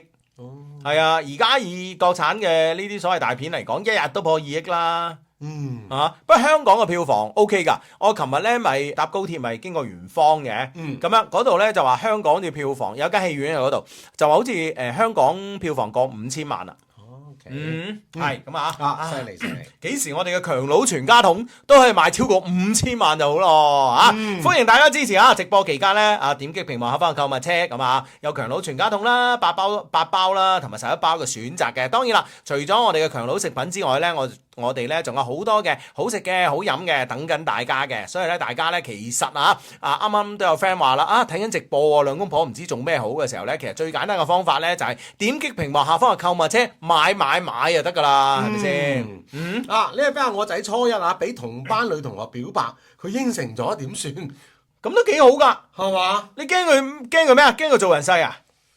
咁諗住都係讀緊書就費事啦，係咪先？初一啫噃。嗱，其實我覺得咧，到今時今日嘅諗法，我自己都有啲變嘅。哦，點咧？我都有啲變成點啊？我都係覺得其實呢件事咧，唔係我哋所諗嘅咁恐怖。你諗下最恐怖嘅點喺邊度啊？冇咩恐怖點嘅，係咪先？咁放學大家翻屋企，咁唔會有啲咩嘢，咁係嘛？咁然之後佢兩個拍拖仔咁啊？喂，你唔通啊？即係我唔信啊！呢啲校園裏邊嘅戀情可以超過3個月啦，俾人講啊，或者自己內心唔係太穩定啊，對感情嘅理解又即係一知半解，好快就散噶啦。咁散咗會唔會好傷心咧？嗱，我覺得咧，呢個階段咧，佢唔開心實有嘅，但係你話傷心咧，我覺得係未必。即使係傷心啦，我覺得喺呢個咁細個嘅呢個年紀裏邊咧，接受下呢啲嘢，我覺得都唔係一件壞事㗎。係啊。咁咯喎。係啊，我而家好大膽，我同個女都傾男朋友嘅事。係嘛？係啊，因為咧好開放啦。因為佢有個表姐喺澳洲，咁咧就同佢咁大嘅。咁啊，又係讀小學，咁咧就有一日咧，佢哋成日咧用呢個小天才手錶傾偈噶嘛。咁有一日咧，佢表姐同佢講我有男朋友啦，咁啊，係啊，你知鬼仔鬼妹啦，咁都係講啊啫。我I have a boyfriend 咁啊，嗰啲咁啊傾下咁啊，跟住咧，咁佢同我講佢哎呀 Ella 有男朋友啦，咁我話你有冇啊？我冇啊，咁我話你想唔想有啊？唔想咁啊，我話點解啊？咁啊係咯，點解咧？姐姐都有咯喎，係啊。嗰個係佢表妹啊，仲要細過佢少少噶。咁啊，佢咧就話：，我哋班啲男仔都唔好嘅。咁啊，咁話，咁啊唔急嘅呢啲嘢啊。即係你同佢咧，即係可以咁樣傾呢啲説話咧。我覺得即係作為我嚟講啊，作為父母嚟講咧，就係我覺得長大之後咧，大家唔會有啲咁嘅太避忌嘅話題咯。其實你而家驚咩啊？阿志？你好似啱啱嗰位 friend 咁啊，你就驚佢啱啱嗰位 friend 嗱，其實你而家應該好慶幸啊，你個仔咧將呢啲事同你分享，係咪先？咁如果你一嘢咧打壓佢啊，以後咧有呢啲事唔同你分享，你咪仲驚，係咪啊？所以應該好開心啊！所以我覺得咧呢個時候咧，你應該咧上我哋嘅呢個點擊我哋屏幕下方嘅購物車啦，無論酒啊或者其他嘢啊，你都買啲翻去慶祝下，賀下佢係嘛？係啊，賀一賀佢啊！真係，你真係係咪啊？小朋友肯同你分享呢啲。你知唔知啊？係幾開心嘅一件事啊！呢邊我仔小學都拍拖啦，互相關心，互相成長，幾好啊嘛！係呢個 friend 話 Hugo，你偷聽個女講電話，梗唔係啦。佢同我講噶，佢話佢嘅男朋友，我先問佢你有冇啊咁樣。大家將呢啲嘢咧開開心心講出嚟啊，唔使咧就覺得好忌諱咁樣。以後咧佢咩都同你講幾開心。係咪先？我哋點解嗱？我哋通常咧，我哋呢一代咧，點解同上一輩啊，同自己嘅父母咧咁少嘢講咧？即係無論咁少溝通，係無論你講咩，佢都係批評你啊！你知唔知啊？咁啊，久而久之，我咪唔講咯，係咪先？我咪同我啲 friend 分享咯，我咪唔同你分享咯。咁你作為父母嚟講，係咪蝕底咗先？啱唔啱啊？呢個 friend 同我哋嘅產品提意見啊，係所以手機殼提個意見，要加上呢個強力磁吸功能咁樣。好，多謝你意見先啊。好，咁啊，好咁啊，呢位 friend 咧就話請問有冇手機殼賣？有，啱啱都見到啦，咁樣嚇。係咁啊，呢位 friend 話 Hugo 發展一些事一些情嘅人群已經去到6歲噶啦。咁呢啲嘢我哋一個老少咸宜嘅節目嚟嘅，係咯，係嘛？咁啊幾多歲咁喺個肚度係嘛？胎教都已經聽緊啦，6歲算咩啫？係咪先？係啊，所以呢樣嘢啊，好正常啊。係咯，呢個 friend 話係啊，我從小學咧就開始問個女有冇男朋友，佢話同學仔有啊，佢就冇，佢話佢唔想有男朋友喎，哈哈咁啊。好。呢個 friend 話你哋仲唔讀喵嘅，真係要讀到過年噶咯，唔讀嘅話，係都要讀下啲留言噶嘛，係嘅。我仔4歲啊，識唱你哋嘅恭喜發財啊咁啊，哇，係叻，得咁啊，好咁啊呢個 friend 咧就話咧，聖誕節嗰晚啊飲咗酒，同一個女生 K 咗，但自己咧係唔夠喜歡佢嘅，有啲後悔啊，唔知點樣同佢講清楚好。喂，呢啲事情需要講清楚嘅咩？係咪先？喂，你可能你覺得哇，喺一個二流點化甲，一個 kiss 好緊要啊，咁好似人哋可能當握手嘅咋。所以呢樣嘢係嘛，你唔中意佢就唔好理佢。係，你邊有需要解釋嘅啫？係咪先？係咪啊？係啊，你唔好將件事睇到咁大。同埋，如果即係特別係你唔中意人哋，或者你冇咁中意人哋嘅情況之下，你解釋嚟做乜嘢啊？你係咪想傷下人哋自尊心？你先開心啊？你係咪先？新年流流係嘛？呢啲嘢留翻年底先啦，係咪先？唔需要解釋啊！唔好咁傻仔啊！真係啊！如果唔係嘅話咧，大家真係見面尷尬㗎嚇。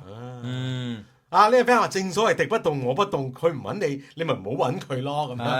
咁啊唔去就唔知去到敵不動我不動嘅嚇，關係冇咁惡劣啦。係咯，阿智叔都有金句啦。呢位 friend 話：你唔中意對方就唔好理佢啦，係咪先嚇？係咯，同埋你唔中意對方，你根本唔需要理解佢添嘛。係嘛係嘛，即係阿智啊，係啊，唔可以即係理解一個咩意思？大家明唔明啊？大家理唔理解？理同埋解係兩個，即係兩個字，兩個字，唔係一個詞嚟嘅，唔係，即係喺阿 Hugo 嘅字典入邊。係唔中意人哋就唔好理解佢啦，知唔知啊？真係啊，係咁啊！呢位 friend 啊，咁如果自己嘅仔女話有男女朋友呢，咁咪要同佢講下個男仔點啊，或者個女仔點啊，係點樣一個人啊，要去描述俾佢聽咯。跟住呢，佢哋相處之間嘅最開心嘅時間啊，係點樣啊，做啲咩啊？咁咪好似個朋友之間咯，係咪先？朋友之間，即係譬如話阿志同我講，喂，我最近識咗個女仔好索啊，係咩？點㗎咁啊咁樣咁啊，做咩㗎咁啊？咁阿志，哇，靚個女仔唔做嘢嘅喎，哦係喎，咁你會即係有呢啲交流㗎嘛？係咪先？咁我話呢啲嘢你唔好同人講，阿志，你得罪晒我哋啲 friend 喎，我哋啲 friend 大部分都做嘢又靚嘅喎。Hugo 智叔，我今日登記啦，咁啊，祝福下我哋啦，韓文婷老婆，我愛你咁啊。OK，祝福兩位啊。今日登記其實理論上嚟講咧，以後咧就唔使講嗰個女仔嘅名嘅，唔使講對方名，就老婆愛你得啦。咁啊，你咁樣強調韓文婷咧，咁令到我一個誤會咧，你仲可能有個張文婷啊、李文婷咁樣，咁唔同個老婆。你啲誤會太深啦。即係你唔排除呢個社會上邊有我呢啲咁多諗法嘅人噶嘛？真係咁啊，好咁啊，呢個 friend 話，喂，你如果知你個仔拍拖，會唔會俾2嚿水佢摘袋啊？梗係會啦，唔單止啊，俾2嚿水佢啊，而且佢落去啊便利店啊買啲靠得住嘅牌子俾佢用啊，教佢點用啊。真係啊，真係，咁啊呢位 friend 話韓文婷，你老公愛你，中間仲有人傳遞說話係嘛，真係犀利啊！哇，我哋班 friend 真係冇得頂啊，真係，咁樣都做到啊嘛！呢個 friend 就頭先呢個 friend 啊，講呢個即係今日攞證呢個，本來想保存呢期視頻噶，Hugo 一咁樣講我唔敢保存啊！所以你嘅人你真係唔係你可以剪咗佢噶嘛，中間剪咗嗰一段啊嘛，真係。不過呢樣嘢咪證明你真係一個即係結婚呢樣嘢對於你嚟講係一個啱啱好陌生嘅一個生活狀態咯，係咪先？係嘛，仲會犯呢啲咁嘅錯誤，係咪先？呢個值得高興噶，韓文婷老婆聽到之後咧會開心噶。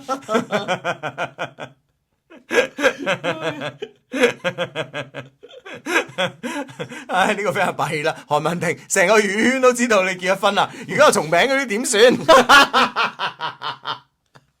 成日都知道韓文婷結咗婚啦，喂結咗婚㗎啦，咁人哋呢個俾阿何文婷，所以解釋下點解你已經結咗婚。請你解釋你點解要同佢結婚，韓文婷。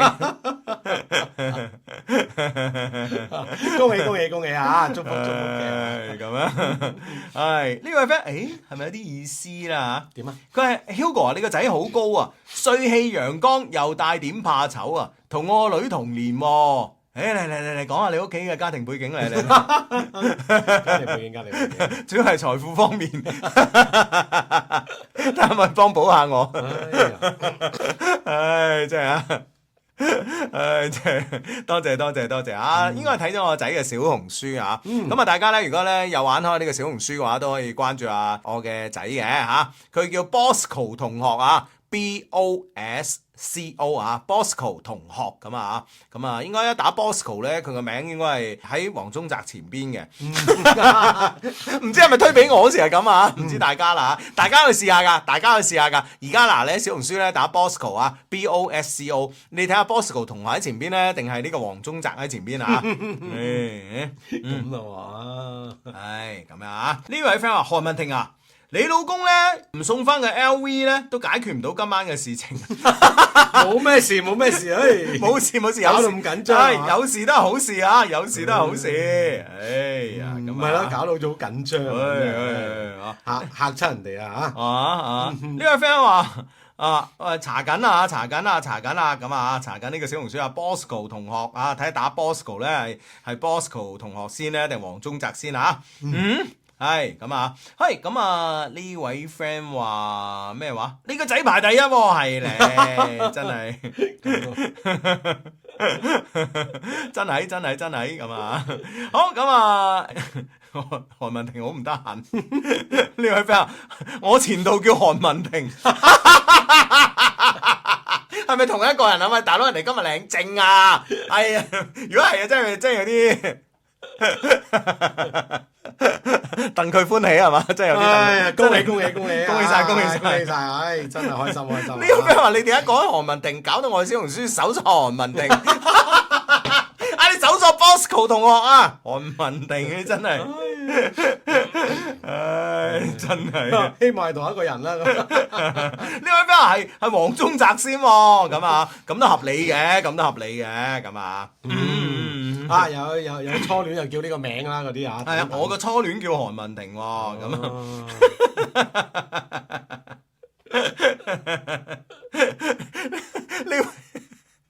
呢位 friend 係咪好後悔發咗個留言俾我哋？恭祝你同韓文婷咧就新婚快樂啊，白頭到老咁啊！非常開心嘅一件事啊！呢個 friend 話 Hugo 你真係拆散一對算一對喎你。唉，真係啊，真係唔係啫，即係朋友之間講開下玩笑啫，係咪先 friend 嚟啊嘛？唔緊要啊，嗱開心最重要啊！係咁啊 OK 咁啊嗱呢啲咁嘅 friend 你再講韓文婷我都唔讀噶啦，唔使發上嚟啦，唔讀啦呢個 friend 你係咪想人哋繼續講？你係咪想人哋聽日又去一次民政局？喜上加喜啊！唉，唔到啦，韓咩都唔到啊！唉，真係啊，好咁啊！呢位 friend 話 Hugo，你電髮係咪睇到你個仔嘅髮型，所以翻嚟電髮？唔係，咁我一路咧我都覺得我嘅外形啦，同呢個黃嘉怡咧係有幾成相似嘅，咁啊，咁我覺得咧可能我哋最唔似嘅咧就係個髮型方面啊，咁所以咧我咧就咁啊，我一路都想留翻個同樣個髮型啦，咁啊睇下啦，咁啊，所以咧都留咗成年噶啦，咁啊，電一電佢順啲咁啊，慢慢再留2個月到啦，我諗我同黃嘉怡嘅髮型咧就會一樣噶啦吓，係咁啊，係冇錯啦吓，好咁啊，哇多謝呢位 friend 吓，佢話我有關注啊，我哋喺三藩市，個女都知道你個仔打球嗰個城市，我話俾佢聽啊，佢爸爸係 Hugo 啊，你而家你喺媽咪嘅肚入邊咧就聽緊佢嘅節目啦，咁啊，係多謝你多謝你吓。呢位 friend 話冇咩嘢唔好結婚，冇咩嘢唔好生細路仔啊，冇咩嘢唔好講個名上嚟。呢位 friend 話今晚韓文亭嘅熱度咧一度超過江門金圖蒸粉火鍋。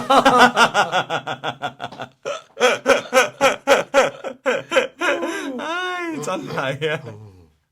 唉，咁啊！喂，呢位 friend 你唔記得讀 email 啊？係啊，你讀啊！喂，我真係研究下呢封 email 咧，你唔好話即係讀到過年啊！大家睇下呢個厚度啊！你真係唔好話讀到過年啊！我覺得即係讀到出年嘅下半年，我覺得都應該未曾讀得晒嘅。點算？係啊！即係所以呢家嘢我真係研究下點樣讀先啊！但係有你冇你啦，咁啊先讀住先啦嚇，讀住先啦，咁啊咁樣。晚飯之後呢，我同以往一樣啦，送阿 A 翻到屋企。翻到屋企樓下，我鼓起咗人生最大嘅勇氣，我同阿 A 講 ：A， 我有説話想同你講啊！咁啊嚇。A 擰轉身，我話我想講，我呢10年呢都一直深愛住你，我想你做我女朋友，可唔可以俾一次機會我啊？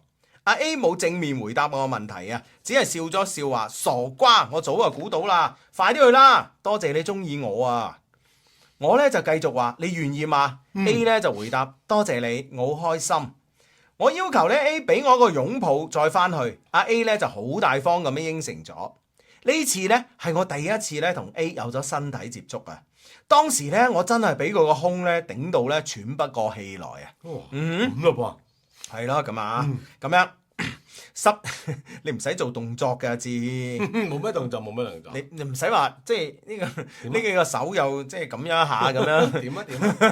呢度得我哋兩個，你做俾邊個睇啫？你係咪？10日之後咧，春節啦。嗰日咧係2014年嘅大年初二，我約咗 A 出嚟，我哋咧互相交換咗新年禮物。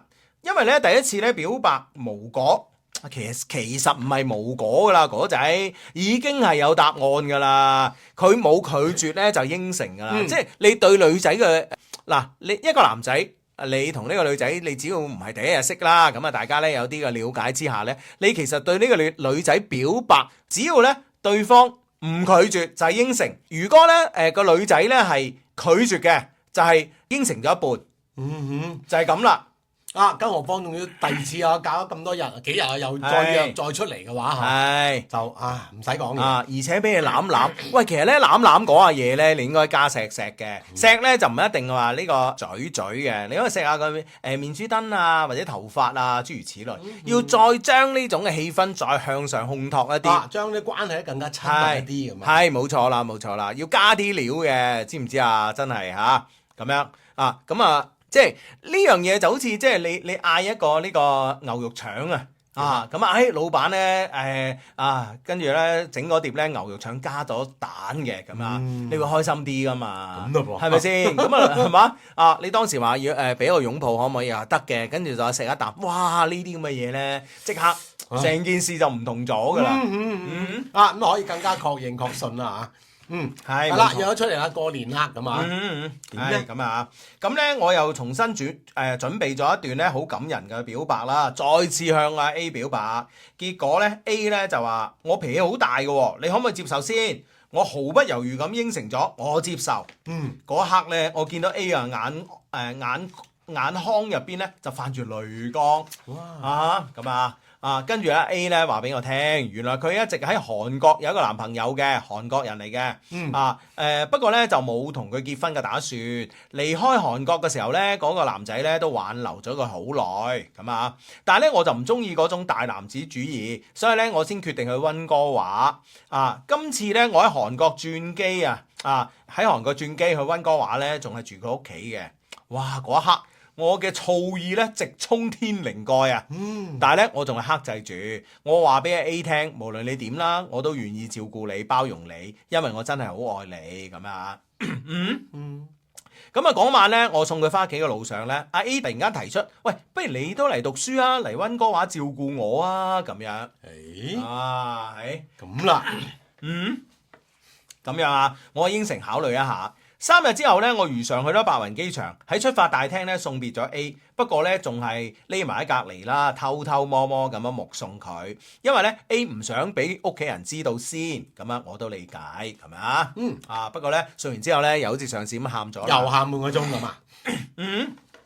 咁啊，於是咧就開始咧着手出國呢件事啦。咁啊，屋企人開始反對嘅。後來咧，我阿媽知道呢個前因後果之後咧，就開始支持我咁啊。跟住咧，我就瘋狂咁樣惡補英語啦。我去咗英孚學英語啊，咁啊，所以咧，我同阿志都算係曾經校友啦。咁樣樣，犀利，算師弟喎。係啊，可以啊，係啊幾積極幾向上係咪先？咁樣啊，咁啊跟住咧又揾朋友啊，揾中介啊，咁啊揾到一個咧發小，佢咧就從溫哥華留學翻嚟嘅，佢咧就指點咗我好多方法啦，咁啊，跟住咧我好努力咁學英文啦，我已經咧可以同外國人咧用英文啊進行日常嘅交流啦，咁啊都犀利啊！係，不過咧呢一段時間咧，因為學英文啦，所以咧就忽視咗同阿 A 嘅交流，同佢微信嘅交流咧就唔算多，咁咧 A 咧就有啲抱怨嘅。咁樣啊，咁樣啊，咁啊，但係咧，即係冇辦法啦，咁啊，咁樣佢有咁嘅諗法，但係我又真係忙喎，咁啊，我每個月咧都會寫 email 俾阿 A 嘅，咁啊，即係將我身邊發生咩事啊，都同佢分享嘅，咁啊，呢段時間點樣忙咧？因為除咗學英文之外咧，仲要提升個人技能啊，包括咧學煮餸啊、沖咖啡啊、剪頭髮啊咁啊，因為我係電工出身啊，所以咧動手能力咧好強嘅，學呢啲嘢咧，哇，好 easy 嘅，咁啊，我知道咧呢度呢啲嘢咧，到時去到溫哥華咧一定有用嘅，即係準備定晒喎，係啊，做廚啊、做髮型師啊呢啲係咪先？一定揾到食啦。係咪先啊？好犀利啊！你 friend 啊，係跟住咧，去到8月份啦，咁啊過年嗰時咧就提出呢個話，不如你嚟溫哥華啦嚇。咁啊到咗8月份咧，留學中介話我知咧，已經幫我取得咗 BC 省理工學院嘅入學申請啦。咁啊，哇，咁犀利啊嚇！係啊，即係呢個時候可以插一插呢個留學中介嘅。咁啊，咁咧我同阿 A 講咗，佢都好興奮啊，咁啊，當然啦，咁啊嗰晚咧，我知道我要出國啦，自己喺房間裏邊咧喊咗成晚咁啊，因為咧我真係好感謝咧我父母對我嘅支持，我覺得我就要離開佢哋啦，所以都依依不捨嘅咁啊，因為咧我哋屋企咧即係真係一個比較慳儉嘅家庭嚟嘅咁啊，但係咧呢一次咧我使咗屋企10幾萬啊，我覺得好內疚咯，我覺得咧之後留學嘅費用咧都應該唔少嘅，我暗自發誓咧，我一定要賺翻呢筆錢咧還俾我父母咁樣啊。其實唔知點解好多人都覺得我唔會有煩惱嘅喎，其實做得人啊個個都有閉翳噶啦。當我面對煩惱嘅時候咧，我通常有3個方法去解決嘅。咁啊，第一咧做一啲簡單而重複嘅嘢，譬如話去做運動啊，譬如話拖地啊、洗碗啊。第二咧就係先去解決一件咧冇咁閉翳嘅事，而冚咗一件咧非常閉翳嘅事。咁而第3咧就係食我哋一些事一些情得閒小聚嘅小零食啦，真係可以減壓㗎，你試下。咁咧就到咗11月，咁啊有一日咧，我咧就好開心咁拖住父母嘅手啦，一家人咧去食咗一餐咧好開心嘅生日飯。嗰一年咧，我已經28歲啦，咁啊同時咧都收到 A 俾我嘅祝福，咁啊呢一日咧係我覺得真係啊，我過咗咁多個生日裏邊咧，過得咧係最開心嘅一次，咁啊6日之後，我咧如常咁返公司啦嚇，大概10點鐘左右，有幾個警察咧嚟到我公司揾我公司領導。係我哋負責嗰個項目嘅幾個同事啊，都俾叫到去會議室。民警咧表明來意之後咧，就話俾我哋聽，有人咧就實名舉報一樁嘅案件，咁啊，佢哋係經偵，請我哋翻去協助調查，咁樣。咁啊，出門口嗰陣咧，領導同我啦，包括幾個同事啦，全部都戴上咗手銬。真係好嚴重喎！係啊，嗰刻咧，哇，真係頭皮發麻咁樣啊！但係咧，我都覺得冇嘢啊嚇。咁我係一個小流羅啫，咁啊。諗下都冇做過啲咩啊？係啊，領導嗌我做乜就做乜啫嘛，咁啊。去到派出所啊，咁樣我趁住咧，仲可以用手機，我偷偷地攞手機發咗個微信過去俾阿 A， 3個字對不起。跟住咧，手機咧就被沒收啦，咁啊。佢發呢3個字咩意思啊？咪就係咯。所有嘢都未塵埃落定嘅時候，你人哋隔咁遠嘅地方突然間收呢3個字，係啊，要點諗啦？係啊，好多種，係啊，無限想像嘅喎。係啊，你見點啊你？真係啊，你唔 follow 個法啊，其實嚇。絕對係啦。係啊，咁事情塵埃落定啦，你話齋嗬，咁啊然之後再將呢件事嘅原委講俾佢聽，我點解咁耐冇聯繫啊嘛，係咪？24小時嗰陣啊，咁啊安排咧，我哋見咗家人嘅一面，無非就交接一下隨身物品啦，咁啊送幾件衫過嚟啦，隨後咧我哋就被送去看守所啦，咁樣。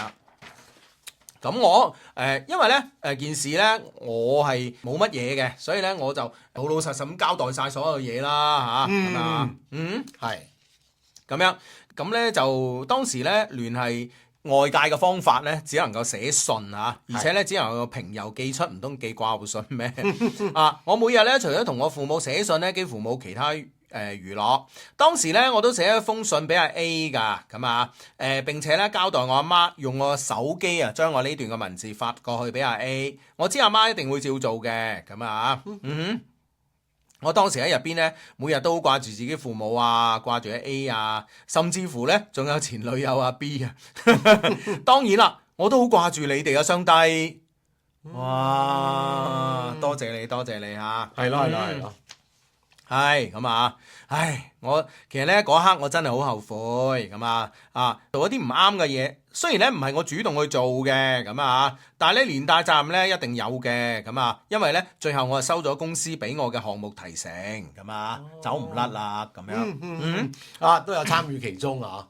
係啦。咁冬去春來，我喺看守所咧過咗個嚴冬，跟住咧第二年4月咧就判咗啦。咁我哋公司嘅領導咧就判咗15年，我咧就都算好彩噶啦，13個月咁因為咧之前咧喺看守所已經一段嘅時間，所以咧剩低嘅刑期咧只有8個月咁樣，然之後咧喺看守所裏邊咧，我自己咧同啲獄友討論之後咧，我決定咧申請去監獄服刑。原因好簡單，既然都係坐監啦，乾脆去盡啲啦，直接去體驗一下監獄風雲。其次咧喺看守所咧係冇得減刑嘅。哇！呢個知識你要有啊，知下。我點解？唔係，即係豐富你嘅知識庫。係咪先？喺度要有就好重要咯。唔係，即係呢啲你平時你唔會話唔會知㗎嘛。係你唔會知㗎嘛。唔會涉獵呢方面㗎嘛。係，因為其次咧看守所係冇得減刑嘅，但係咧如果去咗監獄咧，或者咧勤力啲可以減啲㗎。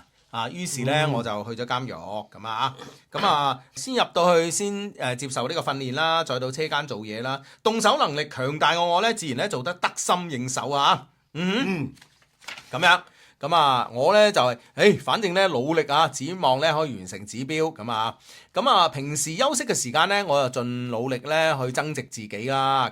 我幾乎咧將監區書架上嘅書咧全部睇過晒。每日咧都會問一啲老叔父咧借《羊城晚報》咧嚟了解外界嘅資訊，咁樣，最陰功嘅咧莫過於同家人見面啦。每當我父母嚟睇我嘅時候咧，我見到我阿媽咧總係以淚洗面。每個月咧得10分鐘嘅見面嘅時間其實咧見面嘅時間我何嘗唔係強忍淚水咧我阿媽咧見面嗰陣話我知，我交代嘅事情咧已經辦妥，你寫俾 A 個信咧，我已經用你嘅微信發咗俾佢啦阿媽咧已經代我告知 A 我出咗事，但係具體咩事咧阿媽冇講，話等我出翻去再算啦咁樣A 有冇點樣覆佢啦？好似又睇唔到有喎，即係冇提及。係啦，總之咧我就想快啲出去啦，每日瘋狂咁喺流水線工作終於獲得咗減刑嘅申請資格到咗12月嘅某一日，我突然間被告知你聽日可以走噶啦。即係咁突然㗎？哇！唔通仲要同你開個晚會慶祝咁你都知道預先會知係嘛？即係可能驚你早略話你知，你囉囉攣冇心機啊嘛，係咪先？係嘛？哇！嗰一刻我真係好激動終於成功減刑啦咁咧就臨走前話都好多知識點阿志臨走前咧啲 friend 話人哋有阿志有個舅父人喺監獄度。係喎，你真係幫我補充呢啲知識。喂，大佬咁你自己都唔醒起啦，係咪先？你真係真係你係喎，有人噶嘛，真係做典獄長喂，可以安排你入去試下喎冇呢咁嘅事，唔得唔可以濫用職權係嘛？你真係，喂，你真係喎可以即係，譬如話你舅父咧，即係幾月幾號生日啊嚇，咁你可以即係犯啲事啊，跟住入去同佢見面，俾個 surprise 佢啊嘛。冇咩犯咩事啊！你真係，你俾下之後大家利是係啊，嘿真係，唉，真係呢個 friend 人哋阿志有舅父又識江律師。唉，佢話咧臨走前啊，先去釋放科咧領取工資同埋路費，咁終於踏上回家路啦。咁當然啦，行出門口嗰刻咧就記住老叔虎門嘅叮囑啊，千祈唔好擰轉頭睇啊！我翻到廣州第一件事咧就開咗鐘點房，跟住咧去咗買咗新衫，跟住剪咗個頭髮，成個人咧精神奕奕咁樣翻屋企。哇！翻到屋企嗰一刻咧，少不免又係抱頭痛哭啦，咁啊，咁啊，唉，咁啊，呢一年嘅練力咧，將我練成咗有一個強大而穩定嘅內核啊！無論咩事咧，我都可以非常忍讓啊，咁樣，我唔再好似以前咁樣動不動咧就發脾氣噶啦嚇。咁再講翻 A 嘅事啦，我翻嚟第一時間咧睇手機留言咧，仲係停留喺1年前。A 第一件事咧係關心我。係咪被拒簽啊？咁啊，由於咧我長時間冇回覆啊 ，A 已經對我失望啦，覺得我喺度逃避緊現實，直到睇到我阿媽發嗰封信 ，A 仲係覺得我佢作古仔喎，唔去溫哥華喎，咁啊，即係佢覺得唔可能會有啲咁嘅事啊，係咁啊，於是咧我只能夠將我嘅事咧寫封 email 發俾佢，並告知啊，如果原諒我咧，請打開你個朋友圈，讓我再次踏入你嘅心扉，咁啊。不過咧 A 咧從此都冇再覆我啦。A 個朋友圈咧亦一直對我屏蔽狀態，咁啊，我好痛心啦。我覺得呢一次咧，我真係輸咗啦。我輸咗 A， 我輸咗一段咧真摯嘅感情，咁樣。有一段咁樣啊，即係咁特別嘅經歷啊。咁啦。係咁啊。OK，咁啊，雖然咧內心無比咁痛苦啦，但係生活仲要繼續。2015年底咧，我經過一個鄰居介紹認識咗 C，呢個咧係呢個故事第3個出現嘅女性人物。阿志咧，你唔使擔心冇噶啦嚇。唔係佢序排得好好啊 ，A、B、C 咁樣，都容易記啊。係，如果中間攬開下，咩 R 而識 H 係啊，跟住翻轉頭啊 E 啊，係啊，佢即係順序好好啊。啊 E 啊呢啲我覺得你都，因為你生活中接觸得多，可能都記得嘅。A、B、C、D 啊，咁啊，即係咯，都試過係嘛？排序稱呼。唉，咁啊，跟住咧就即係屋企人介紹啦，咁啊鄰居介紹識咗個女生阿 C， 咁啊出嚟見面嗰陣咧，各自咧都帶上咗阿媽。我第一眼見到 C 咧，就覺得肥妹仔一個啦，個樣又幾分可愛，但係都唔係我中意嗰類嘅，咁啊有啲抗拒㗎，咁啊。翻屋企之後咧，雙方家長咧都好想促成呢段嘅姻緣喎，咁啊，我阿媽同我講：你仔，你考慮下啦，考慮下人哋啦，都算係身家清白嚇。A 啊，呢啲女仔真係唔屬於你噶嚇，咁樣佢話今時今日啊，我都知道自己嘅情況咧，有人要都係執到啦。咁好啦，咁啊不如嘗試下啦。咁 C 咧喺相處當中咧，比我想象中要熱情喎。經常會喺微信咧主動同我分享佢嘅工作同日常。慢慢我哋咧就開始咧約會啦，咁樣啊。2016年啊，我屋企咧以我嘅名義啦，就投資咗佛山一處房產，咁啊存款嘅，咁啊，但係咧買完之後咧就資金有限啦，咁你咪貸啲款咯，陰公咁啊。不過我哋嘅 friend 可能因為工作可能唔穩定啦，可能攞唔到呢個銀行嘅呢個。即係唯有存款。係啊，因為落佢名啊嘛。係啊。咁啊父母嗰個年事已經高啦，咁啊所以咧又做唔到呢個按揭咯，咁啊。好啦，咁啊買完之後咧就冇錢啦，故此咧連裝修啊都係我一手一腳自己做啊！哇，你真係犀利啊！哇，動手能力真係強啊，真係！嗰時咧我先至發現咧，原來裝修嘅水真係好深嘅。大家以後咧裝修嘅時候咧要注意啦，咁樣啊！其實咧，大家裝修咧，如果要買呢個瓷片啊，鋪地又好，鋪牆都好啦嚇。其實咧，首選係我哋一些事一些情嘅瓷片，真係啊！我哋一些事一些情咧，我哋有出呢個瓷磚啦，咁啊，歡迎咧大家上我哋一些事一些情嘅微信小程序啦，上我哋嘅呢個 APP 啦，上我哋嘅官網啦，咁啊睇下。咁我哋嗰度咧就可以有版寄俾大家嘅。如果大家話，我想睇下啲版喎，咁啊都可以咧，就係買版嘅。咁啊呢啲版咧買之後呢啲錢咧唔會味咗你㗎嚇。咁啊，以後咧，你話，我唔想買瓷磚啦，咁啊，你買版嗰10蚊20蚊咧，我哋咧都可以咧喺我哋商城咧作其他嘅消費用途嘅，即係可以買其他嘢嘅，簡單嚟講所以放心嘅嚇。係啦，咁啊，但係咧，我對於我哋一些事一些情嘅我哋呢啲瓷磚咧，真係我好有信心同你講，你睇完我哋呢啲質量啊，睇完我哋嘅睇完我哋啲顏色啊，呢啲你絕對唔需要再睇人哋噶，真係啊，真係啊，你放心嚇一個建築師同你推薦，你仲有咩理由唔相信咧？係咪先嚇？而且又夠平，係咪先？係咯，質量係啊，價錢係嘛？性價比超高，咁樣啊。咁啊，裝修期間咧，我都發咗一啲嘅朋友圈作為裝修嘅呢個紀念。呢個時候咧，俾我居然見到咗 A 咧點讚我朋友圈噃。無啦啦出現翻，係啊。咁點啊？我估阿 A 應該翻咗嚟廣州啦。咁啊 ，A 冇刪除我啊，但係咧我又唔敢主動去撩佢，因為咧我真係咧驚我一撩佢咧，佢到時候唔睬翻我個弊啦。咁啊，咁樣啊，好咁啊！呢段時間咧，我同 A 嘅感情咧都迅速升溫。我覺得咧，我同佢 C 嘅感情 ，sorry 啊，都迅速升溫。我覺得 C 咧仲係比較適合結婚嘅。慢慢啊，我哋兩家人咧開始咧來往甚密啦，同時咧為我哋以後嘅感情咧奠定基礎咁樣啊。2017年初，1年休養同埋完成新屋嘅裝修之後咧，我覺得我係時候咧出翻嚟做嘢啦。年後咧，我投咗我回歸後嘅第一封嘅簡歷，好快咧我就得到咗一個唔錯嘅工作機會，入咗一間港資企業啊。由於咧我入去咧好勤力啦，半年之後咧我居然得到咗一個升遷嘅機會喎。犀利啊！條件咧就去佛山做開荒牛，啱晒我河車啦，啱先喺佛山裝修完間屋。係咯，係啦。我喺屋企人嘅幫助之下咧，買咗人生嘅第一台車啦，咁啊，哇！呢段時間咧，可謂出現咗一個事業嘅小高潮啊！睇住自己事業上嘅再次騰飛咧，我咧真係好開心嘅，咁啊，我咧覺得自己咧冇遭到社會嘅遺棄，真係咧要感謝黨同國家嚇。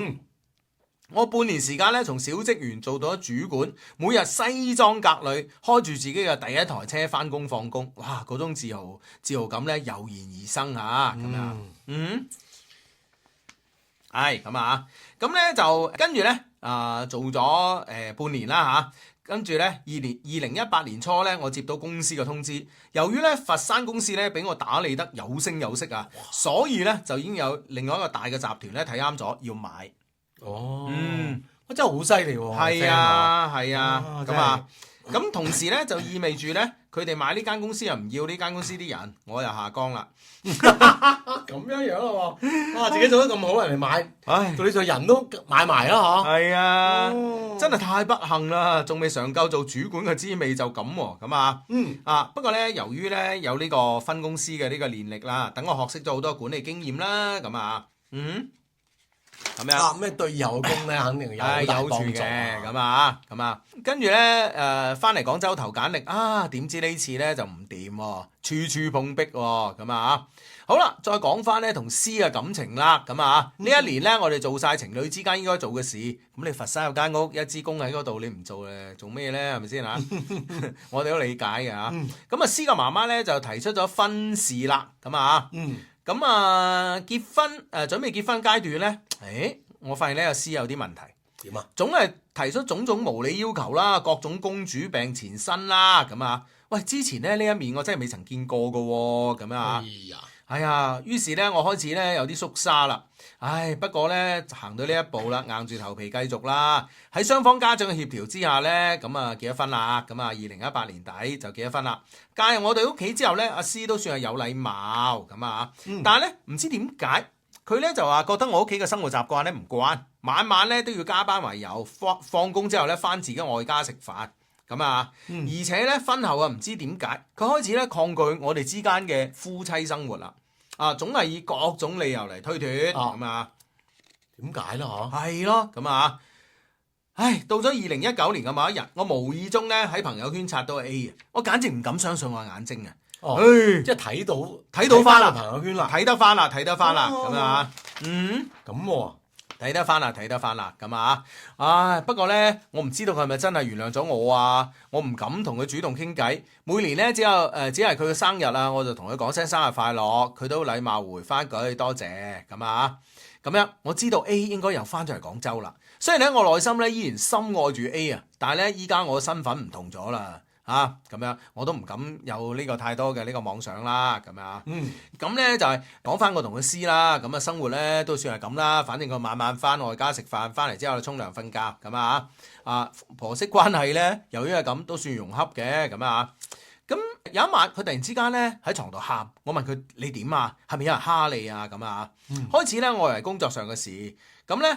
咁啊，梗係要問啦，咁啊，咁咧佢又乜都唔講，咁啊，咁我再三威逼之後咧，佢終於坦白，原來阿 C 咧，佢屋企住嗰間2房1廳嘅產權啊，並唔係佢哋嘅屋企嘅，佢哋屋企只係租嘅，咁啊，後來咧就係因為驚我即係相睇嗰時咧，驚我哋屋企睇佢哋唔起，更咧話係佢自己嘅，係結果咧就唔係佢哋嘅，而家咧房東要逼遷咁樣，唉，咁大件事佢都呃我，但係呢，我都見慣大場面㗎啦，咁啊，我穩定嘅內核呢，讓我壓制咗內心激動嘅情緒。我話瞓覺先啦，第日我同阿爸阿媽考慮啦，睇下點算啦，商量下咁啊。咁啊之後呢，就開始呢，就不如睇樓啦，都係買屋啦，咁啊。咁我外母呢，就佢哋都有啲積蓄嘅，可以考慮一下一齊夾錢買啊，咁啊。咁幾好啊，係咪先？係咁啊。跟住咧就一齊睇樓啦，咁啊最後咧睇啱一間，咁啊睇啱一間啦。嗰日咧我哋就帶上咗5萬現金準備落訂，估唔到呢個時候咧外母扭計啦，開始打退堂鼓啦。最後咧都係阿師嗌住話你去啦，我哋真係唔通要你瞓街咩？咁啊，咁外母就去啦，咁啊到咗現場賣家咧就要求咧10萬訂金，我哋當時得5萬。與此同時咧，外母表示佢可以再翻屋企攞5萬咁啊，要買家先收咗5萬封盤，咁買家應承咗啦，咁跟住咧外母咧個禮拜之內咧就轉咗5萬訂金俾佢，呢件事湊齊10萬就 OK 啦，係啊，咁啊屋就搞掂啦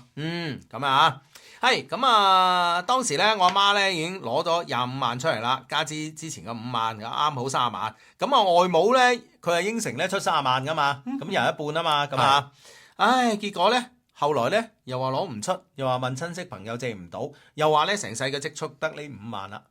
就唔再出錢啦。冇噶啦，得呢5萬噶啦，不如你哋買咗間屋落嚟，再租翻俾我哋住啊，咁樣。咁咯喎，哇！仲有租屋住呢個概念添，即係嗌男仔屋企買咗落嚟，跟住咧佢哋租嚟住，就唔使冇訂住啦嘛，咁樣。係咯，咁你又可以攞住啲租金嚟供下屋。哇！當時我阿媽咧真係激到爆㗎，咁樣咁啊弊啦。咁咧。到咗交易當日啦，點都要交易啦，如果唔係撻訂啦嘛。我阿媽毅然攞出所有積蓄，一次過買斷間屋。而且咧將外母嗰5萬訂金都俾翻佢。唔使佢出，不過咧間屋咧依然寫咗我哋兩公婆嘅名。喂，都係咁啦，算啦嚇。係啊，佢話我阿媽真係偉大啊，真係。咁樣咁樣。真係咁咧，但係咧，佢咧就話咁我買咗，咁我就有權利租俾邊個嘅？我就唔租俾佢係嘛？唔租俾親家唔租俾親家，咁呢個收租咁咧親家咧而家咧只能夠即係重新喺佢之前住嗰棟樓裏邊咧租咗個30平方間屋住咁因為間屋嘅事我哋兩家人幾乎反面啊。係咯，即係中間有咁多嘅波折係咯，又話肯俾錢，又唔肯俾錢咁咧就，但係咧我哋一家咧都係以大局為重啦，強忍怒氣唉，我自己都心知肚明㗎啦。其實呢，如果就咁拗落去呢，呢段婚姻都冇好下場嘅。我哋呢知道我哋需要用一個新嘅生命去調劑兩家人嘅關係嘅。於是呢，我同阿詩呢就係努力去準備創造一個新生命啦。唉，但有時呢，越急呢越麻煩啊！我哋兩個開始都係以為自己有問題。一路都冇啊！但係去睇醫生咧，都覺得我哋兩個好健康喎。好啦，勤力啲啦，只能夠咁啊想要小朋友啦。咁兩個人關係會唔會好翻咗咧嚇？佢又冇提及啊。咁啊，好啦，講翻事業啦，咁咧就我之前咧就揾咗份工嘅，估唔到咧2020年咧我嘅事業咧又上咗一個新嘅台階，咁啊，當時咧我哋嘅團隊咧就係轉戰互聯網，咁啊唔到1年時間咧就創造咗100個 W 加嘅淨利潤啊！我哋呢個團隊嘅出色表現咧得到咗當時公司領導嘅賞識啦，憑住呢個疫情來襲啊，我哋咧逆勢而上，撈得風生水起。係咪做醫療㗎？唔知啊嚇，係啊，咁犀利啊嚇，往往成功嘅時候呢，我都會諗起阿 A 嘅。我真係好想將而家嘅成就呢同阿 A 分享咯，咁樣啊，咁樣，我好想同佢講，哎呀，你睇唔睇到啊？我真係又得咗啦，我真係好掛住你，咁啊，但係呢個朋友圈應該係人哋睇到嘅，佢唔知有冇講啦，朋友圈入邊好少啊嘛。阿志，你有個朋友咧，又發你個團隊有幾勁啊，又幾多賺咗幾多個純利啊？你會唔會點入去，跟住咧再點不看他的朋友圈啊？咁好奇怪嚇！係啊，應該冇講嘅嚇。佢話事情咧往往就係咁神奇。突然間某一個深夜，我個手機咧收到咗 A 發過嚟嘅微信。咁到底呢個微信講乜嘢咧？係啊。而且深夜嘅微信嗬，係啊，即係嗰種語境嗬，係啊，嗰種情況，係啊，嗰種情緒，係啊，哇，真係令人遐想連篇係嘛？係啦，大家唔使遐想連篇嘅啊！我哋咧下一期節目繼續嚇。OK，好咁啊，今日禮拜四係嘛？下期嘅節目咧就下禮拜一晚嘅10點，我哋下禮拜一晚10點見，拜拜，拜拜。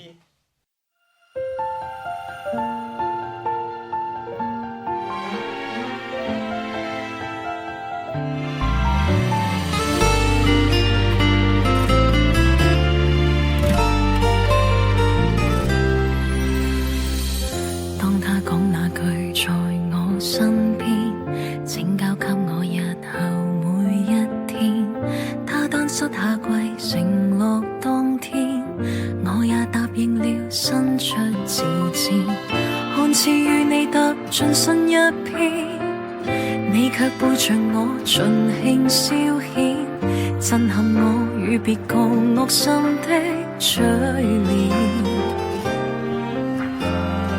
你對我愛意也許不假，同時仍記掛他，你是嗎？所愛的竟是如此笑話，莫非我遇到他，很愛他，不過是愚弄作吧？心痛嗎？可笑嗎？一切已崩塌，承認你讓我從來未會想到你虛假。是否你遇到他，很愛他，講我知我亦不怕，錯在你怎拆穿你就只撇下，不需讓你付何代價，然而被你想的可當沒事嗎？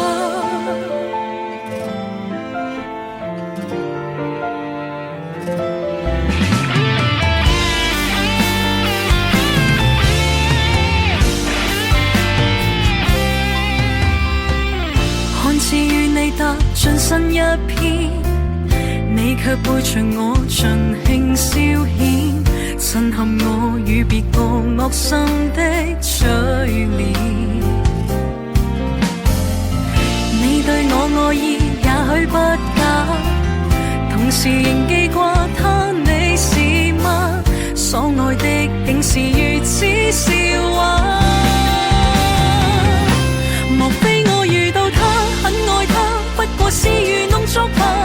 心痛嗎？可笑嗎？一切已崩塌，承認你讓我從來未會想到你虛假。